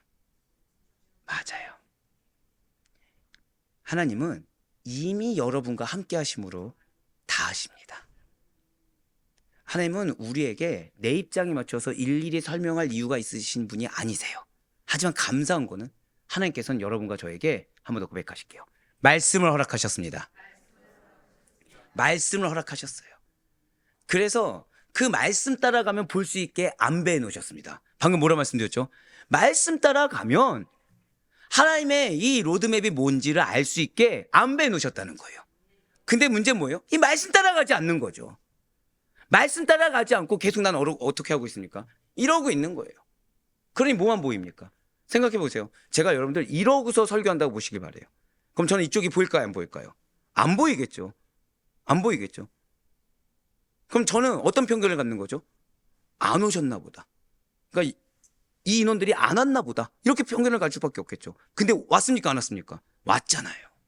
이걸 열어야 하나님께서 이렇게 은혜의 권속들을 함께 할 수 있게 하셨구나. 이렇게 볼 수 있다는 거죠. 예, 맞습니다. 우리는 이미 충만하게 받았어요. 우리는 이미 충만하게 받은 것에 더해서 특별한 사랑도 받고 있어요. 이미 우리는 주님께서 가장 세밀하게 역사하고 계시고 이미 주님께서는 나도 생각하지 않는 이 기간 동안 응답하고 계심을 반드시 믿으시기 바랍니다. 보이지 않을 뿐이에요. 무엇 때문에? 편견 때문에. 고집 때문에 보이지 않을 뿐이지 하나님은 이미 응답하고 계십니다. 그렇습니다. 사도 요한 역시 마찬가지였어요. 진실로 사도 요한은 예수님께서 사랑하시는 제자였습니다. 총애하시는 제자였고 이 사도 요한의 사역을 예수님께서는 단계별로 인도하고 계셨어요. 그래서 그를 항상 늘 동행하셨습니다. 자, 방금 뭐라 말씀드렸죠? 늘 동행하신 이유가 뭐라고요? 단계별로 인도하고 계시다는 거예요. 당신의 사역을 맡을 자로서 늘 항상 동행하시면서 절대 고백하실게요. 지금도 나를 인도하고 계십니다. 예, 맞아요. 그런데 요한은 이러한 예수님의 특별한 사랑을 받은 것과 별개로 그의 성품은 예수님께서 붙여주신 별명처럼 다소 과도한 열정이 넘치는 자였다는 것이죠. 마가복음 3장 17절의 말씀 보시길 바랍니다. 또 세베대의 아들 야고보와 야고보의 형제 요한이 이 둘에게는 보아너게 곧 우레의 아들이라는 이름을 더하셨으며 아멘. 지금 예수님께서는 요한과 야고보에게 어떤 이름을 주셨죠? 우레의 아들이라는 이름을 붙여주셨습니다. 왜입니까? 이들이 갈릴리의 뱃사람답게 이 원어를 보시잖아요. 고백하실게요. 거칠다, 괄괄하다. 자, 사랑의 사도 요한의 성격이 어땠다고요? 거친 성격, 상남자, 괄괄한 성격. 자, 오늘날 따지면 상남자는 표현을 잘 합니까 안 합니까? 표현 잘 안 하죠. 그런 남자. 자, 그러면 지금 아까 우리 본문이 엄청난 말씀이 되는 거죠. 한번 생각해 보세요. 여러분들, 내 남편이, 물론 여러분들의 그 배우자분들은 다 애교가 있고 사랑이 넘치시겠지만 굉장히 상남자고, 남자! 이러면서 어디 여자가! 막 이런 조선시대 남자를 한번 생각해 봅시다. 근데 그 남자가 갑자기 여러분들의 품 안에 여보 너무 사랑해 하면서 안겼다고 생각해 보세요. 소름 돋아하시는데 갑자기. 어울립니까? 어울리지 않습니까? 요한이 그거 하고 있는 거예요. 요한이 그거 하고 있는 거예요. 어부 출신입니다. 괄괄한 성격이었어요. 거친 성격이었습니다. 근데 누굴 만나니까? 고백하실게요. 예수님을 만나자 변화되었습니다. 변화되었어요. 정확히 무엇이 변하게 했습니까? 예수님의 사랑이 변하게 했다는 거예요. 예수님의 사랑이 이 거친 성격 가운데 요한을 변화시켰다는 거죠. 물론 이렇게 길들여지지 않는 열정으로, 그의 괄괄한 성격, 거친 성격으로 인해서 요한은 종종 예수님의 책망을 받아야 했습니다. 어떤 것이 있었습니까? 사도 요한은 어떤 사람이 예수의 이름으로 귀신을 쫓아내면서도 예수님을 따르려고 하지 아니하자 당장 귀신 쫓아내를 그만두라라고 강하게, 거의 저주 섞이게 금지했던 사람입니다. 누가복음 9장 49절과 50절의 말씀입니다. 요한이 여짜오되 주여 어떤 사람이 주의 이름으로 귀신을 내쫓는 것을 우리가 보고 우리와 함께 따르지 아니하므로 금하였나이다. 예수께서 이르시되 금하지 말라. 너희를 반대하지 않는 자는 너희를 위하는 자니라 하시니라. 아멘. 여기서 금하였다는 것은 그냥 이렇게 원수가 정말 이렇게 못하게 하듯이, 그러니까 좀 굉장히 강한 겁니다. 강한 어조예요. 즉 지금 이 말씀에서도 원어에서는 지금 요한이 얼마나 거친 성격인지, 그러니까 거칠게 당신 이러면 안 됩니다 이게 아니라 너 하지마, 너 하기만 해봐 큰일 날 거야, 아주 강하게 거부한 걸 의미합니다. 이뿐만이 아니에요. 사마리아 사람들이 주님을 영접하지 않았죠. 영접하지 않는 정도가 아니라 예수를 배척했습니다. 그러자 예수님께 무엇이라 요청을 했습니까? 누가복음 9장 53절에서 55절까지의 말씀을 보시길 바라요. 예수께서 예루살렘을 향하여 가시기 때문에 그들이 받아들이지 아니하는지라 제자 야고보와 요한이 이를 보고 이르되 주여 우리가 불을 명하여 하늘로부터 내려 저들을 멸하라 하기를 원하시나이까. 예수께서 돌아보시며 꾸짖으시고, 자, 요한이 지금 어떻게 한 거예요? 한마디로 하늘에서 불구덩이 내려서 죽여버리라는 거예요. 자, 이제 좀 이해가 되시죠? 자, 괄괄한 성격, 거친 성격이면 이런 말 할 수 있습니까? 없습니까? 너 이러면 죽어? 이런 할 수 있겠죠. 그런 성격이었어요. 우리가 아는 것처럼 뭐 온유하고 내성적이고 애교 많은 그런 게 아니라 진짜 거친 성격. 언행 어떻습니까? 굉장히 거친 언어. 그래서 어떻게 됐죠? 예수님께 꾸짖음을 받았습니다. 성도 여러분들, 우리가 주님께 혼나는 거는 당연합니다. 네, 괜찮아요. 혼나는 거 좋아하는 사람이 누가 있겠습니까? 주님께 혼나는 건 당연해요. 왜냐하면 다듬어지지 않았기 때문입니다.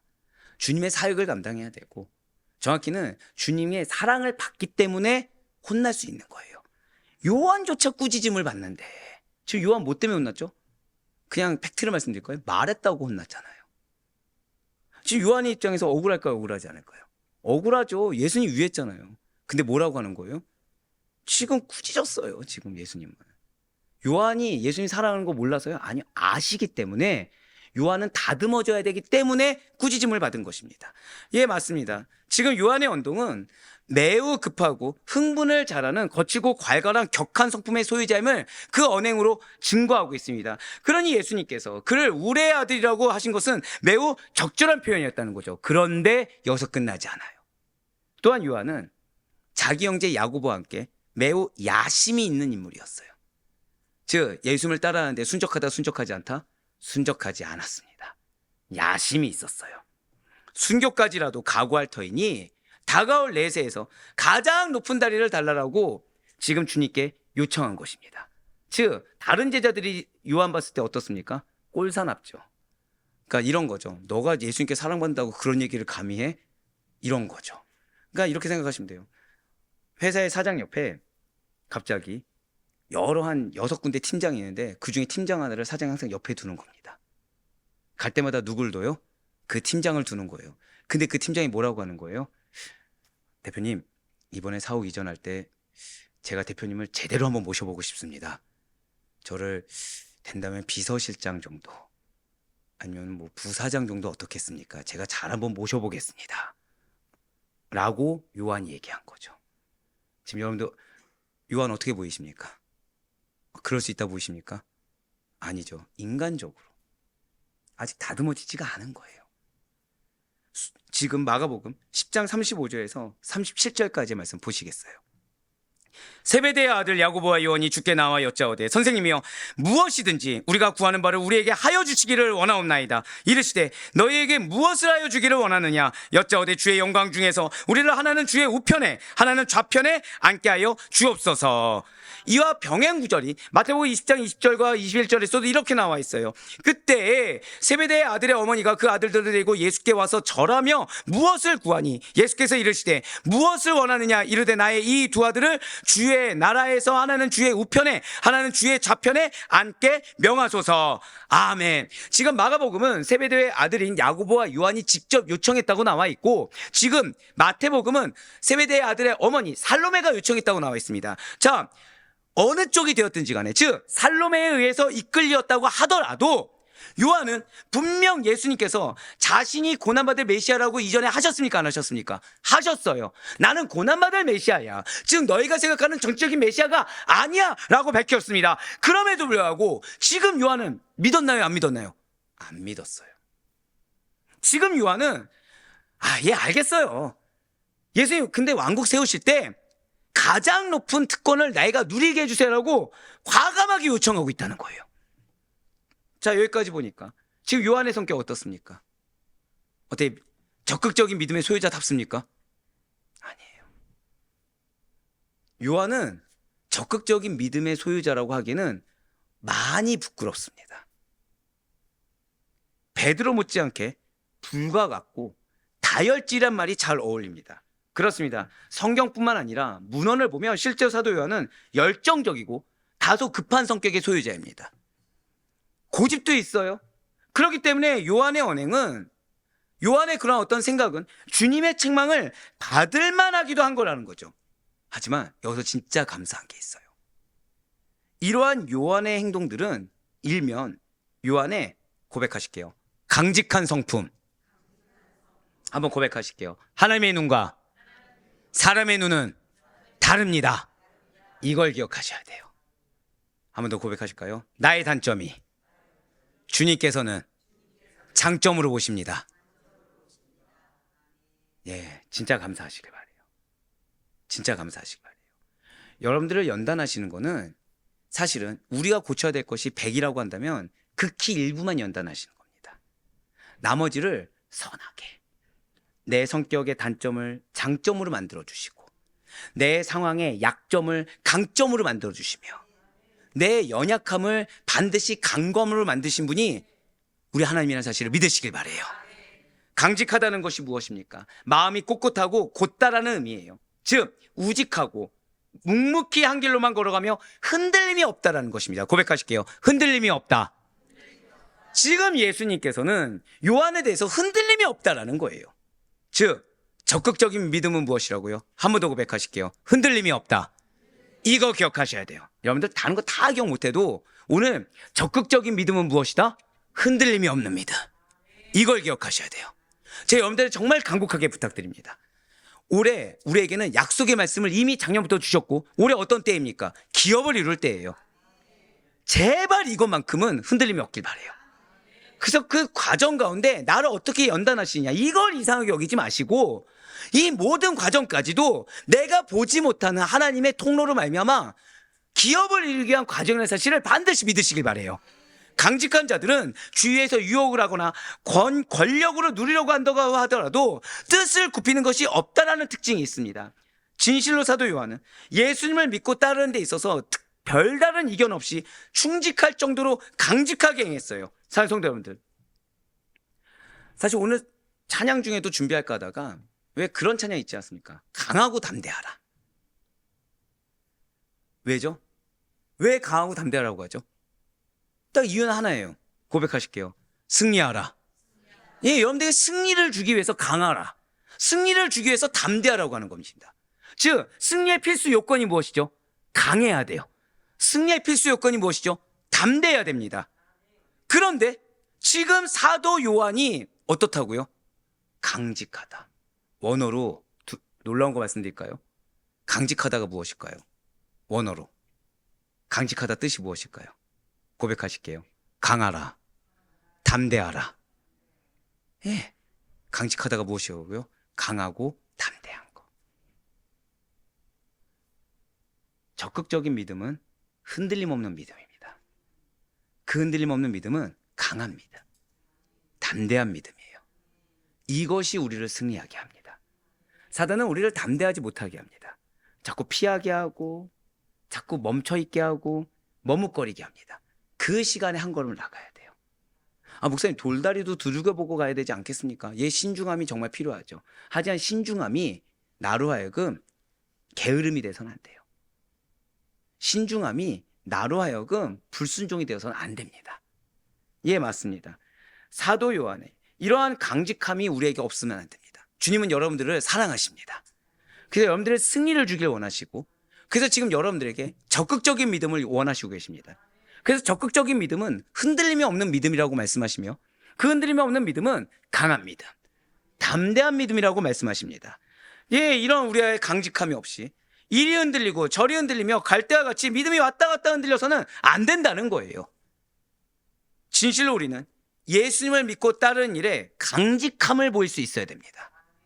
그래야 무엇보다 그리스도의 말씀으로 무장하는, 정확히는 그 말씀을 흔들림 없이 신뢰하는 강한 자들, 담대한 자들이 다 되어야 함을 잊지 마시길 바라요. 이러한 요한의 강직함은 사도행전에서 다른 누가 이렇게 증거하며 기록하고 있어요. 사도행전에서 바라본 사도 요한은 베드로와 함께 초기 교회를 향한 유대인들의 공격을 담대하게 맞선 지도자로 나타내고 있다는 것이죠. 사도행전 4장 13절의 말씀입니다. 그들이 베드로와 요한이 담대하게 말함을 보고 그들을 본래 학문 없는 범인으로 알았다가 이상히 여기며 또 전에 예수와 함께 있던 줄도 알고. 아멘. 사도행전 누가 썼죠? 사도행전 누가 썼습니까? 자, 성령으로 걸어가라를 다시 한 번 더 보시길 바랍니다. 자, 두 번째 책이 나오기 전에. 네. 사도행전 누가 썼습니까? 네, 감사합니다. 지금 누가가 요한에 대해서 지금 뭐라고 하고 있는 거예요? 담대하다. 지금 누군가가 이래서 못 들은 척 했습니다. 네네. 제가 이미 답을 말씀드렸잖아요. 사도행전은 누가 썼죠? 네. 감사합니다. 네네. 네, 감사합니다. 네. 근데 저는 이제 답을 말하는데 이러니까 얼마나 당황했겠습니까? 지금, 예. 네. 자, 그런데 지금 사도 요한은 지금 누가가 어떻게 인정을 했어요? 베드로와 함께 담대한 용기와 논리적인 복음 증거로 유대 당국자들을 놀라게 했다는 거예요. 무엇으로요? 한 번 더 고백하실게요. 담대함. 담대함이요, 담대함. 그리고 사도 요한은 그 후에 몇 년 동안 예루살렘 교회의 지도자로서 활동하였습니다. 편견을 가지고요? 아니요. 단순히 할례자들에게만 사역을 감당한 것이 아니라 다른 사도들을 대신해서 베드로와 함께 회개한 사마리아인들에게 함께 안수를 베풀기도 했다라는 거예요. 사도행전 8장 14절의 말씀입니다. 예루살렘에 있는 사도들이 사마리아도 하나님의 말씀을 받았다함을 듣고 베드로와 요한을 보내매. 아멘. 그래서 사도 바울은, 자, 이제 누가가 아닙니다. 네, 누가가 아니에요. 누가뿐만 아니라 사도 바울은 이러한 요한, 담대한 요한에 대해서 무엇이라고 평가할까요? 사도 바울이 외신 후에 14년이 흘렀습니다. 예루살렘 교회를 방문했을 당시에 이 요한이 교회의 기둥과 같은 존재로 든든하게 존경받고 있다라고 언급하고 있다는 것이죠. 바로 갈라디아서 2장 9절의 말씀입니다. 또 기둥같이 여기는 야고보와 게바와 요한도. 지금 뭐라고 표현하고 있어요? 기둥같이 여기는. 이 당시 때 건축 양식은, 자, 한번 여쭤볼게요. 가운데 기둥을 세웠다. 아니다. 주변에 여러 기둥을 세웠다. 정답은요? 가운데 큰 기둥입니다. 즉, 지금 요한은, 지금 야고보, 게바, 요한은 이 없어서는 안 되는 흔들림 없는 아주 믿음의 굳건한 기둥이라는 거예요. 이것이 여러분들 사명이에요. 지금 오늘 이 말씀을 허락하신 것은 하나님이 여러분들을 그렇게 세우시겠다는 겁니다. 여러분들 미리 말씀을 또 드리면 하나님은 여러분들의 문제를 보게 하십니다. 이유는 왜냐하면 한번 생각해 보세요. 이 기둥에 불순물이 들어간 겁니다. 여러분들 부실공사 아시죠? 부실공사 되면 그 건물은 무너집니까? 안 무너집니까? 무너지겠죠. 한 번 더 고백하실게요. 내가 나의 사역지의 기둥입니다. 이걸 잊지 마세요. 그래서 지금 여러분들의 상태가 어떤지를 보게 하신다는 거예요. 지금 시험이 든 자, 내가 이런 영역에서 시험이 드는구나. 메마른 자, 내가 지금 이렇게 은혜가 있어도 이런 부분 때문에 내가 메마르는구나. 마음에 어려움이 있는 자, 내가 이 영역에 연약하구나. 즉 여러분들의 기둥을 세운 데 있어서 그 기둥을 약화시키는 불순물이 되는 것을 깨닫게 하시는 과정이라는 거예요. 그래서 앞서 뭐라 말씀드렸죠? 비워야 되는데 그거를 비우고 은혜로, 말씀으로, 적극적인 믿음으로 채워야 굳건한 기둥이 되어서 여러분들의 사역지를 든든하게 지탱을 하기 때문에 지금 한 번 더 고백하실까요? 나의 실존을 발견하게 하십니다. 맞아요. 나의 실존을 지금 발견하게 하시는 거예요. 계속. 맞습니다. 진실로 사도 요한은 교회의 기둥과 같은 자로 쓰임받았습니다. 어떤 자가요? 괄괄한 자가, 거친 성격이, 야심 있는 자가 단 하나, 한 번 더 고백하실게요. 나를 예수님께서 총애하십니다. 그 이유 하나로, 그 사랑에 무엇으로 반응했다고요? 적극적인 믿음으로 반응했다는 단지 그 하나로. 물론 연단의 과정 거쳤죠. 질책도 받았죠. 그러니까 혼도 났죠. 그러니까 마음 어렵게 예수님께서 혼내기도 하시고 질책도 하셨죠. 의기소침해지는 과정 있었죠. 하지만 그 모든 과정 가운데 하나님은 끝까지 요한에 대한 사명을 거둬가신 적이 없어요. 끝까지 하나님은 요한 아니면 안 된다고 하신 거예요.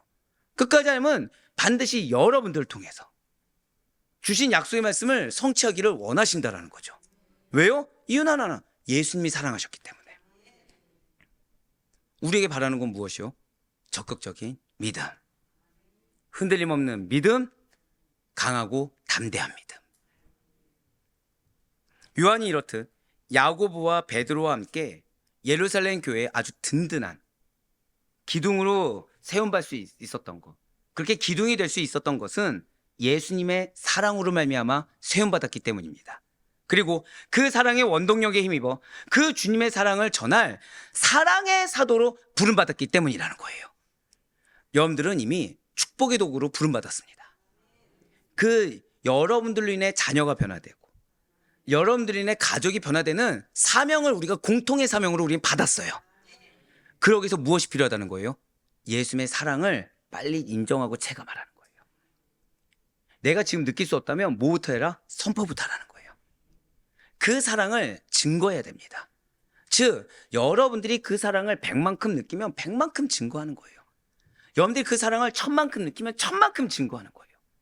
결국 나에게 붙여준 영혼은 무엇으로 변화되는 거예요? 예수 그리스도의 사랑으로 변화되는 것입니다. 그렇습니다. 이러한 요한을 말할 때 하나님의 사랑을 빼놓고는 설명할 수가 없습니다. 진실로 사도 요한은 하나님은 사랑이시다 라는 진리를 증거한 자였어요. 요한일서 4장 8절 말씀 보도록 하실게요. 사랑하지 아니하는 자는 하나님을 알지 못하나니 이는 하나님은 사랑이심이라. 우리는 이거를 되게 당연하게 보잖아요.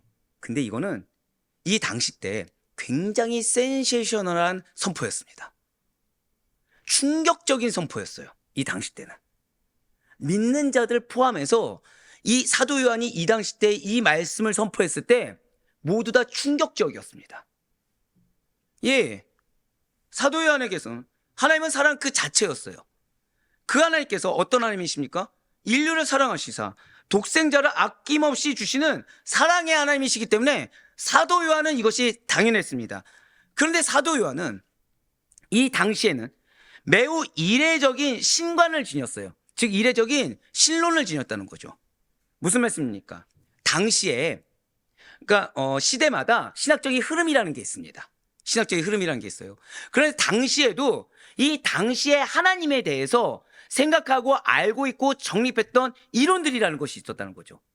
즉 당시에 하나님 하면은, 그러니까 우리가 왜 당시에 영적 리더 하면 누가 생각나요? 세례 요한 생각나듯이 하나님 하면 생각나는 것이 있었다는 것이에요. 그것이 무엇이냐? 당시에 많은 이들은 능력은 하나님께 속해 있습니다.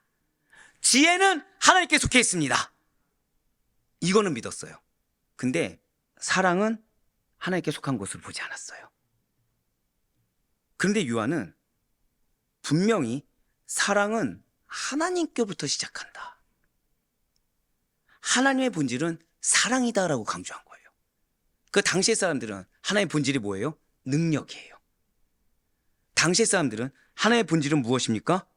지혜인 거예요. 그런데 그런 당시 상황 가운데 세례 요한은 선포했어요. 무엇을요? 고백하실게요. 하나님은 사랑이십니다. 그걸 선포했어요. 이것은 대단한 신인식, 즉 하나님에 대한 깊은 지식으로서 사도 요한의 큰 비중을 알게 하는 것입니다. 만약에 사도 요한이 아니었잖아요, 우리는 왜곡된 신앙을 가졌을 것입니다. 만약에 사도 요한이 아니었잖아요, 우리는 뭐만 추구해요? 능력만 추구하고 지혜만 추구했을 것입니다. 하지 아니에요. 우리의 신앙의 가장 기초는 이 하나님의 사랑을 체감해야 됩니다. 어떠한 사랑으로 나를 대속하셨는지를 내가 느낄 수 있어야 된다는 거예요. 하나님의 속성 중 가장 근본적인 중요한 요소는 사랑입니다. 그걸 요한이 알고 있었어요. 그리고 이 사랑을 증거하기 위해서 그는 요한복음과 요한일서, 2서, 3서 그리고 계시록을 기록한 것입니다. 자, 제가 방금 뭐라 말씀드렸죠? 사랑을 증거하기 위해서. 사랑하는 성도 여러분들, 많은 분들이 이 부활신앙, 재림신앙을 말씀드리면 두려움 먼저 가집니다. 하지만 이걸 기억하셔야 돼요. 사랑하시기 때문에 미리 준비하게 하시는 것입니다. 자, 방금 뭐라 말씀드렸죠? 사랑하시기 때문에 미리 준비하게 하시는 거예요. 사랑하는 성도 여러분들, 우리는 하나님의 기업을 이루는 과정 중에 있습니다. 과정 중에는 이런저런 트러블이 일어나도 괜찮아요. 즉 요한이 예수님과 동행하는 순간에는 자신의 어떤 실수가 드러나도 괜찮습니다. 언제부터만 제대로 사랑을 펼치면 되죠? 예수님 승천하신 이후에. 즉 요한의 사역의 때, 사명의 때부터 제대로 하면 되는 거예요. 마찬가지예요. 비록 우리는 준비 기간을 작년에 갖고 지금 올해는 이루는 기간이라고 하지만 지금 감사하게도 하나님께서는 여러분들 통해서 계속 이루어가고 계십니다. 그 이루어가는데 우리의 가장 근간이 하나님의 사랑을 경험하기를 원하신다는 거예요. 하나님의 사랑을 체감하기를 원하신다는 거죠. 그런데 내가 체감하지 못하더라도 어떻게 하라는 거예요? 적극적인 믿음의 반응, 즉 선포하며 나아가라는 것입니다. 요한복음, 요한 1, 2, 3서, 요한계시록, 이 책들의 주제가 바로 하나님은 사랑이시다예요. 사랑하시기 때문에 종말을 준비하게 하시는 것이고, 사랑하시기 때문에 예수님의 존재에 대해서 말씀하신 것이며, 사랑하시기 때문에 요한 1, 2, 3서 보시길 바라요. 거기 누구도 있습니까? 오네시모도 있지 않습니까? 신분의 높낮이에 상관하지 않고 사랑하시는 하나님을 증거하고 있다는 거예요. 하나님께서 이 세상을 사랑하신다라는 메시지를 바로 요한의 책들을 통해서 우리에게 오늘날 전해주고 있는 것입니다. 그렇습니다. 진실로 예수님께서는 요한을 비롯한 제자들의 발을 씻기신 후에 이 요한이 평생토록 그 계명을 붙들고 살 정도로 새로운 사랑의 계명을 주셨어요. 요한복음 13장 34절의 말씀입니다. 새 계명을 너희에게 주노니 서로 사랑하라. 내가 너희를 사랑한 것 같이 너희도 서로 사랑하라. 아멘. 사도 요한이 이 말씀 언제 들은지 아십니까? 그 괄괄했던 성격이, 그 거친 성격이 주님의 품에 안겨서 이 말씀을 들은 거예요. 사랑하는 주님의 품에 안겨서 가장 평안한 마음으로, 즉 평안은 무엇을 초월하죠? 성격을 초월합니다. 평안은 내 상태를 초월합니다. 평안은 내 평소 습관을 초월합니다. 평안은 모든 것을 초월하여 여러분들의 심령과 삶 가운데 임할 수 있는 하나님의 은혜의 선물입니다. 그 평안한 마음으로 이 귀한 말씀을 들었어요. 무엇이요? 너희도 서로 사랑하라. 그러한 사도 요한은 훗날 요한일서에서 서로 사랑하라라는 이 주님의 세 계명을 반복적으로 사용하고 있습니다.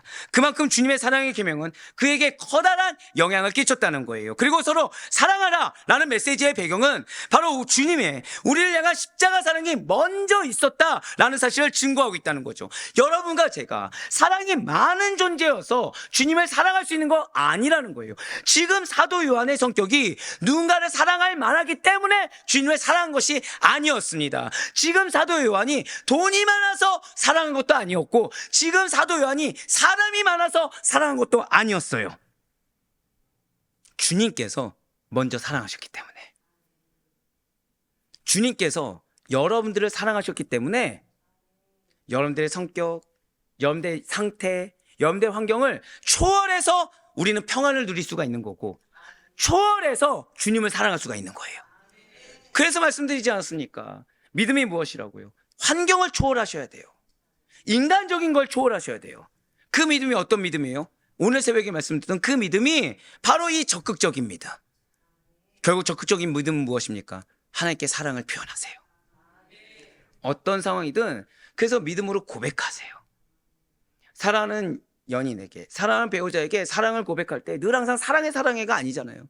내 지금 현재를 솔직하게 고백하는 것도 사랑의 고백이고, 그리고 내가 지금 해주고 싶은 것을 말하는 것도 사랑의 고백이고, 감사를 고백하는 것도 사랑의 고백입니다.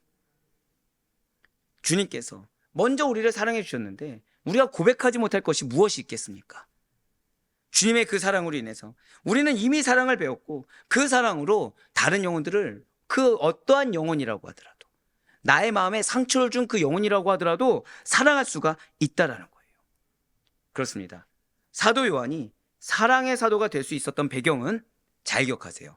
그가 예수님의 총애를 입은 제자였기 때문에, 예수님의 사랑을 받은 제자였기 때문에 그는 사랑의 사도가 될 수가 있었어요. 즉, 저를 따라 고백하실게요. 나의 사명은 사랑입니다. 이걸 잊지 마세요. 근데 이것이, 이 아멘이 왜 귀하냐?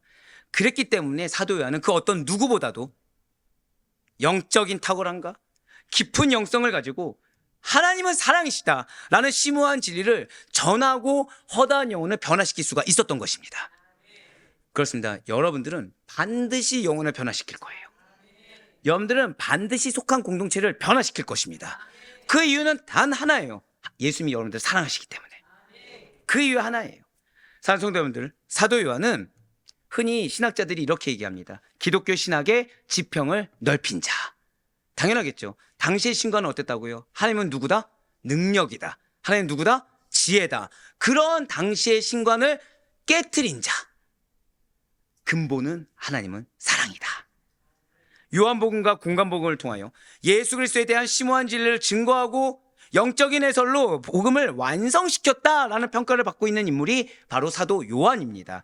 이러한 요한은 그리스도는 바로 하나님의 사랑의 계시이고 그리스도에 의해서만이 인간은 참 사랑을 실천할 수 있음을 요한 1, 2, 3서를 통해서 밝혔어요. 특히 그의 영성이 얼마나 탁월한지는 바로 요한계시록을 통해서 나타냈는데, 이는 하나님의 구속사의 종말과 계시의 완성을 기했다라는 의미를 갖고 있다는 것이죠. 이러한 사실은 모든 성도들로 하여금 영성 개발에 힘쓰도록 격려하며 영성이 탁월한 인물을 통해서 그리스도는 더욱 깊이, 더욱 정확하게 증거될 수 있다라는 도전을 받게 한다는 거예요. 자, 제가 방금 뭐라 말씀드렸습니까? 무엇을 통해서? 절대 고백하실게요. 영성 개발. 이걸 기억하셔야 돼요. 자, 오늘 여러분들에게 원하는 것 첫 번째가 무엇이었죠? 적극적인 믿음입니다. 적극적인 믿음이 어떤 믿음입니까? 흔들리지 않는 믿음. 또 어떤 믿음입니까? 강하고 담대한 믿음이죠. 그 믿음을 가지고 무엇에 힘쓰라? 영성 개발에 힘쓰라는 거예요. 즉, 그 믿음이 있다고 그냥 사랑으로 품을 수 있는 것이 아니라 여러분들의 영성이 깊어져야 돼요. 여러분들의 영성이 충만해져야 됩니다. 그래야 예수 그리스도의 사랑을 더욱 깊이, 더욱 정확하게 증거할 수 있다는 거예요. 그렇지 아니하면 결국 우리 지금 금요철의 기도회마다, 자, 사실 힘드십니까? 안 힘드십니까? 금요철의 기도회. 잘랐어야 되는데 너무 오랜 시간을 들였네요. 힘들 수 있죠. 왜 힘든지 아십니까? 익숙하지 않기 때문에. 익숙하지 않기 때문에. 자, 말씀의 축복이 있습니다. 나의 기도 하나님이 들으십니다. 그러면은 1시간의 축복이 좋습니까? 2시간의 축복이 좋습니까? 자, 1시간의 응답이 좋습니까? 2시간의 응답이 좋습니까? 예. 자, 다시 한 번 더요. 금요철의 기도 어떻게 힘드십니까? 기쁘십니까? 거짓말쟁이들. 근데 저도 힘들어요. 근데 하나님의 의지가 너무 충만하신 거죠. 지금 오늘도 결국 무엇입니까? 여러분들을 통해서, 죄송하지만 여러분들 은혜 받는 걸로 지금 끝이 아니에요. 여러분들을 통해서 그리스도가 증거되길 원하신다는 거예요. 그래서 지금 여러분들이 대놓고 말씀드릴까요? 예수님의 나의 사랑을 못 받아? 내 사랑을 받아라는 거예요. 지금 이 기도의 시간 동안 여러분들의 미션 중에 하나는 주님의 사랑을 느끼셔야 됩니다. 주님의 충만한 사랑을 느끼시고 그 가운데 내가 지금 느끼지 못했던, 내가 보지 못했던 하나님의 섭리를 경험하시길 바라요. 다소 성품이 급하고 인간적으로 야심가였으며 단순 직선적이었던 요한의 성품이었어요. 근데 요한의 성품을 주님 뭐라고 하셨죠? 강직하다. 요한의 성품 뭐라고 하셨죠? 강하고 담대하다. 이게 지금 사랑이에요. 여러분들의 성품 중에 모난 성품 있습니까? 없습니까? 감사해요. 있어요. 근데 주님은 그 성품조차도 장점으로 사용하세요. 그리하여 여러분들을 당신의 제자로 부르시사 한 번 더 고백하실게요. 나는 사랑의 도구입니다. 이걸 잊지 마시길 바래요. 예, 요한은 사랑의 사도가 되고 신의가 깊으며 영성이 탁월한 인물로 변모된 것입니다. 그렇습니다. 우리 성도님들을 기도의 분량을 늘리길 원하세요. 더 깊이 있는 기도를 드리길 원하시고, 그래서 그런 깊이 있는 영성을 통해 정말 제대로 된 사랑을 증거하길 원하십니다. 사랑하는 성도님들, 모든 사람들은 약점이 많습니다. 우리의 일상의 삶은 죄송하지만 그냥 약점의 증거예요. 다. 우리의 일상의 삶은 단점의 증거들입니다. 우리는 그걸로 마음 어려워하고 우리는 그거를 극복해보자 기도하고 나아갑니다. 그런데 그렇기 때문에 우리는 개발되어져야 되고, 그렇기 때문에 우리는 성장해야만 합니다. 생각해 보세요. 내 사랑하는 자녀가 문과를 가기로 했습니다. 자, 문과를 가기로 했어요. 문과를 가기로 했는데 이과라고 갈게요. 이과를 가는데 기가 막힐 정도로 수학을 못하는 겁니다. 이과인데 뭘 못한다고요? 수학을. 그런데 이거는 누구나 가질 수 있는 단점이야 라고 하면서 비교 대상을 문과생하고 하는 거예요. 그래서 수학 못하는 거를 당연하게 여기는 겁니다. 그래서 이거를 그냥 내버려뒀어요. 됩니까? 안 됩니까? 안 되죠. 왜죠? 이과를 가기 위해서는 필연적으로 뭘 잘해야 돼요? 수학을 잘해야 되죠. 믿는 자가 그래요. 믿는 자로서 살기 위해서는 필수 요소가 있습니다. 고백하실게요. 그리스도의 사랑. 그리스도의 사랑이에요. 이 그리스도의 사랑에 대해서 믿지 않는 자와, 마치 이과생이 문과생을 비교하면서 수학 못하는 걸 당연하게 여기는 것처럼 내가 사랑이 부족한 거, 내가 사랑이 좀 없는 거를 당연하게 여기서는 안 된다는 거예요. 그리고 내가 지금 이 사랑을 증거한 데서도 못할 증거를 내세울 것이 아니라 지금 나의 지금 가장 급선무는 무엇입니까? 돈도 아니요, 물질도 아니요, 사랑의 회복이라는 거죠. 그렇습니다. 지금 주님께서는 여러분들에게 폭포수와 같이 당시의 사랑을 내려주고 계십니다. 정확히 말씀드릴까요? 우리 한 번 더 고백하실게요. 나를 가장 총애하십니다. 제가 요한의 이름 뜻을 알았을 때 할렐루야를 외쳤어요. 왜죠? 여러분들에게 전파하는 메시지잖아요. 지금 여러분들 총애하신다는 거예요. 그럼 여러분들 나를 총애하는 예수님을 느끼십니까? 못 느끼십니까? 이게 아니요, 죄송해요, 못 느끼고 살고 있거든요. 그러니까 지금 주님은 뭐가 가장 급선무라는 거예요? 총애를 느끼라는 거예요. 지난주에 맨 첫 번째 메시지가 무엇이었습니까? 뻔뻔하라. 그런데 이 총애를 느끼려고 하면은 사단이 공격을 한다는 거죠. 너의 성품이 이래서, 너가 이게 부족해서, 널 공격하는 자가 이래서. 근데 오늘 요한을 보시길 바래요. 요한은 사랑의 사도라고 불리기에는 부끄러움이 많은 자들입니다. 오히려 요한은 어떤 자여야 되죠? 차라리 앞에 가서 십자가 군병들 하면서 싸워야 될 자죠. 그 성격으로 봤을 때는. 근데 오히려 하나님은 그를 사랑의 사도로 불러주셨어요. 지금 사랑하는 성도님들, 여러분들의 삶은 기업이 반드시 존재합니다. 근데 그것을 이루기 위해서 필수 요소는 무엇이냐? 한 번 더 고백하실게요. 예수님께서 나를 총애하십니다. 그걸 느끼셔야 돼요. 이 기도의 시간은 그거의 회복의 시간입니다. 그거를 회복하고 나서 드리는 기도가 얼마나 다른지를 경험하셔야 돼요. 그걸 회복하고 드리는 기도. 그러니까 내가 예수님의 총애를 받는다고 한다면 뭐든지 구할 수 있지 않겠습니까? 여러분들의 기업의 지경이 넓어지지 않겠습니까? 지난주에 말씀드렸나요? 안 드렸나요? 드렸잖아요. 그래서 여러분들 한 주간 그 지경이 넓어진 기도를 드렸습니까? 여전히 또 위축되셨습니까? 안타까운 거죠. 주님께서 이렇게 허락해 주셨는데 나는 다시 기껏 넓혀놓으면 다시 이렇고 나는 넓혀놓으면 이러는 거예요. 결국 주님 뭐라고 하십니까? 내가 너를 총애해. 편애라고 생각하시면 안 됩니다. 편애 좀 다르죠. 내가 널 사랑해. 그러니 내 사랑을 좀 경험해봐. 그리고 거기에 맞춰봐. 그리스도를 닮아가는 참된 그리스도인의 대표적인 상징이 요한입니다. 이 요한이 그렇게 대표적인 상징이 될 수 있었던 것은 예수의 총애를 받았기 때문이에요. 진실로 그리스도 안에 있는 그 은혜와 진리로 인해서 우리들이 그리스도화 되어갈 때 구원의 표상이 되듯이 우리 또한 주님의 은혜와 그분의 진리, 무엇보다 그분의 사랑으로 변화받았을 때 온전히 사랑의 도구로, 온전히 기업을 이루는 축복의 도구로 쓰임받는다는 사실을 잊지 마시길 바라겠습니다. 오직 예수님만을 통해서만이 참된 사랑을 알고 실천하는 자들이 될 수 있음을 잊지 마시길 바라요. 그래서 사도 요한이 이렇게 증거하고 있습니다. 요한일서 3장 16절과 요한일서 4장 21절 말씀을 같이 읽겠습니다. 시작. 그가 우리를 위하여 목숨을 버리셨으니 우리가 이로써 사랑을 알고 우리도 형제들을 위하여 목숨을 버리는 것이 마땅하니라. 우리가 이 계명을 주께 받았나니 하나님을 사랑하는 자는 또한 그 형제를 사랑할지니라. 아멘. 자, 옆에 있는 분한테 우리 마지막으로 이렇게 인사하며 마무리 짓겠습니다. 제가 당신을 희생적으로 사랑하겠습니다.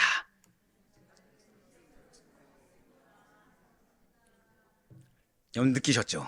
목소리가 희생적으로 사랑하겠습니다. 제가 여기서 만약에 오늘 응답 받습니다 하면 아멘. 근데 이거예요. 주님께서 우리에게 원하시는 것은 바로 이겁니다. 그럼 이 희생이 내가 정말 희생처럼 느껴질까 안 느껴질까요? 적극적인 믿음은 내가 희생하는 주처 모릅니다. 흔들림 없는 믿음은 내가 희생하는지조차 모릅니다. 강하고 담대한 믿음은 내가 희생하는지조차 모릅니다. 근데 뒤돌아서 봤더니 내 결과물들이 다 어떤 결과물들이에요? 희생의 사랑의 결과물들만 있는 거예요. 사랑하는 성도 여러분들, 진정으로 여러분들은 예수님의 특별한 사랑을 받는 분들이에요. 제가 그런 말씀 드린 적이 있어요. 어떻게 좀 뻔뻔하게 여쭤볼게요. 우리 예배 은혜가 되십니까? 되시니까 오겠죠. 근데 말씀 연구 어떻게 하는지 아시잖아요. 당연한 게 아닙니다. 죄송하지만 끊임없는 갈등이 있어요. 갈등이 있어요. 왜 없겠습니까? 갈등이 있을 수 있잖아요. 그렇죠? 그래도 이 정도 하면은 어느 정도 그 말씀 선포하는 데서 딱 그려지거든요. 근데 하나님은 그걸 전혀 원치 않으세요. 왜죠? 여러분들을 사랑하셔서. 여러분들을 사랑하셔서 말씀을 주시는 거예요. 그래서 내 말씀으로 받아들이게 하시는 거예요. 찔림도 있고 은혜도 있고 괴로움도 있고 부담감도 있고 감사도 있고 그 모든 것을 경험하게 하신 겁니다. 당연하게 여기시면 안 돼요. 실감한다면 감사하게 여기셔야 됩니다. 누구에게요? 주님께. 지금 사도 요한은 요한복음에서 자신이라고 직접적으로 말하지 않습니다. 나 사도 요한이 이렇게 하지 않아요. 한번 고백하실게요. 예수께서 사랑하시는 자. 이것이 여러분들의 이름이 되길 간절히 소망해요. 자, 이 말씀 너무 빨리 줬는데 빨리 끝내라고 뒤에 말씀 먼저 줬네요. 센스가 있어요. 자, 그의 정체성이 사람이 붙여준 이름이 요한에게 있는 것이 아니라 예수님께서 자기를 어떻게 보고 계시는지가 그의 정체성이었던 거예요. 오늘 본문 말씀 다시 한번 더 보시길 바라요. 지금 예수의 제자 중 하나 곧 그가 사랑하시는 자가, 예수가 사랑하시는 자가 누구예요? 자신이에요. 자신을 이렇게 표현한 것입니다. 예수께서 사랑하시는 자 누구예요? 요한이라는 거죠. 자, 이제 보여주세요. 자, 우리 한번 이 자막에 요한 대신에 자신의 이름을 붙여서 우리 선포해 봅시다. 시작. 예수께서 사랑하시는 자 동현. 지금 사도 요한은 자신의 이름을 직접 언급하기보다는 과거 예수님께서 자신을 특별히 사랑해 주셨던 일을 회상하면서 복음서를 기록했어요. 자, 이 서신서 복음서를 기록했을 때 환경이 좋았나요? 안 좋았나요? 좋지 않은 상황이었죠. 그 환경 중요하지 않고 그의 서신에는 뭐가 남아있다고요? 절절한 사랑, 충만한 사랑이 남겨 있습니다. 역시 마찬가지예요. 주님께서는 여러분들에게 차고 넘치는 은혜를 주실 것입니다. 감당할 수 없는 사랑의 은혜를 주실 것입니다. 감사한 것은 지금 계속해서 금식하며 기도하는데 끊이지 않는 공통의 기도가 뭐냐? 내가 지금 깨닫지 못한 부분까지도 채워달라. 내가 깨닫지 못한 부분까지도 회복해달라는 기도를 하게 하세요. 결국 지금 여러분들이 지금 깨닫지 못한 영역들이 존재한다라는 거죠. 근데 그 기도를 왜 시키실까요? 사랑하니까. 그럼 여러분들은 내가 지금 차마 기도하지 못한 부분까지도 응답하신 하나님을 봤을 때 하나님의 사랑을 느끼겠습니까? 안 느끼겠습니까? 느낀다는 거죠. 그 시작이 무엇입니까? 말씀이에요. 그 시작이 무엇이라고요? 말씀입니다. 지금 여러분들의 정체성을 바로 나를 그렇게 사랑하시는, 그래서 내 상태와 별개로 풍성한 말씀을 주고 계시고 내 상태와 별개로 계속해서 지속적으로 약속을 주고 계시는 이 예수님. 아, 내 정체성은 나의 이름이 아니라, 내 정체성은 뭐 예를 들면은 미안해, 초롱이 아니라, 해리가 아니라, 예승이 아니라, 영훈이 아니라. 지금 이 표정이 지금 이름을 불러달라는 겁니까? 안 불러달라는 겁니까 지금? 네, 나의 정체성은 뭐예요? 한 번 더 고백하실게요. 예수께서 총회하시는 자. 이것이 우리의 정체성의 사실을 잊지 마시길 바래요. 그래야 우리는 뻔뻔하게 기도할 수 있습니다. 지금 요한은 최후 만찬 석상에서 감히 예수님의 가슴에 머리를 기댈 정도로 예수님과 스스럼 없는 관계였던 것 같이 지금 예수님은 여러분과 그런 관계가 되길 원하세요. 스스럼 없을 정도로 예수님을 의지하고 절대적으로 신뢰하며 그분의 품 안에 폭 안기기를 원하시고 계십니다. 진실로 예수님께서는 요한에게, 그래서 요한에게 십자가에서 운명하시기 전에 자신의 모친 마리아를 돌봐달라고 부탁하실 정도로 신뢰할 수가 있었던 거예요. 고백하실게요. 사랑하는 자를 신뢰하십니다. 이거를 잊지 마시길 바래요. 사랑하시기 때문에 사랑의 표현을 하셔야 됩니다. 그랬기 때문에 요한은 부활절 아침에 베드로와 함께 예수님의 무덤을 확인하려고 달려갔을 뿐만 아니라 갈릴리 바다에서 예수님의 부활 현현을 목격한 7 제자들 가운데 하나로 기록될 수가 있었던 것입니다. 예수를 사랑하는 자 요한, 예수를 사랑하는 자 우리의 정체성이 이렇게 확립되길 바라요. 우리 이 시간 바로 이러한 정체성을 가지고 기도하는 거예요.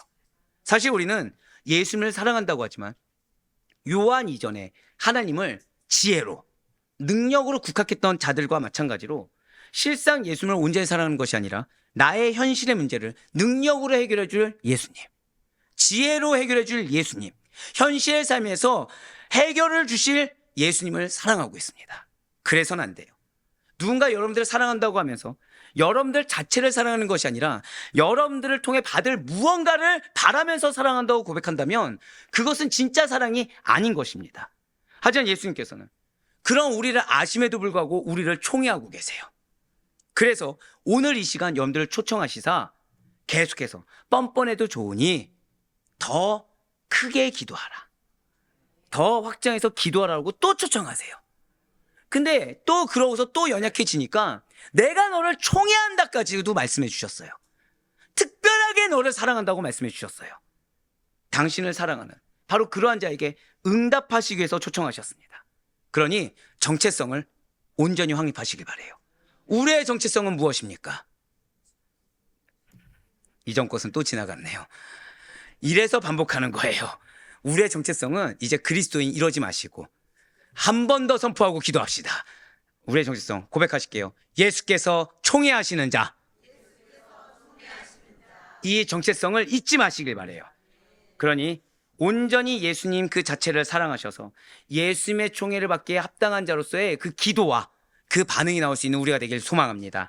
바로 꺼놓기는 그리스도의 사랑을 그래서 실천하시고 마땅히 실천하시고 그리스도의 사랑을 총애를 받은 자의 합당한 삶으로 예수 그리스도의 복음을, 그 사랑을 다른 이들에게 전하는 삶으로 하나님께 영광이 될 수 있길 주님의 이름으로 간절히 축원합니다.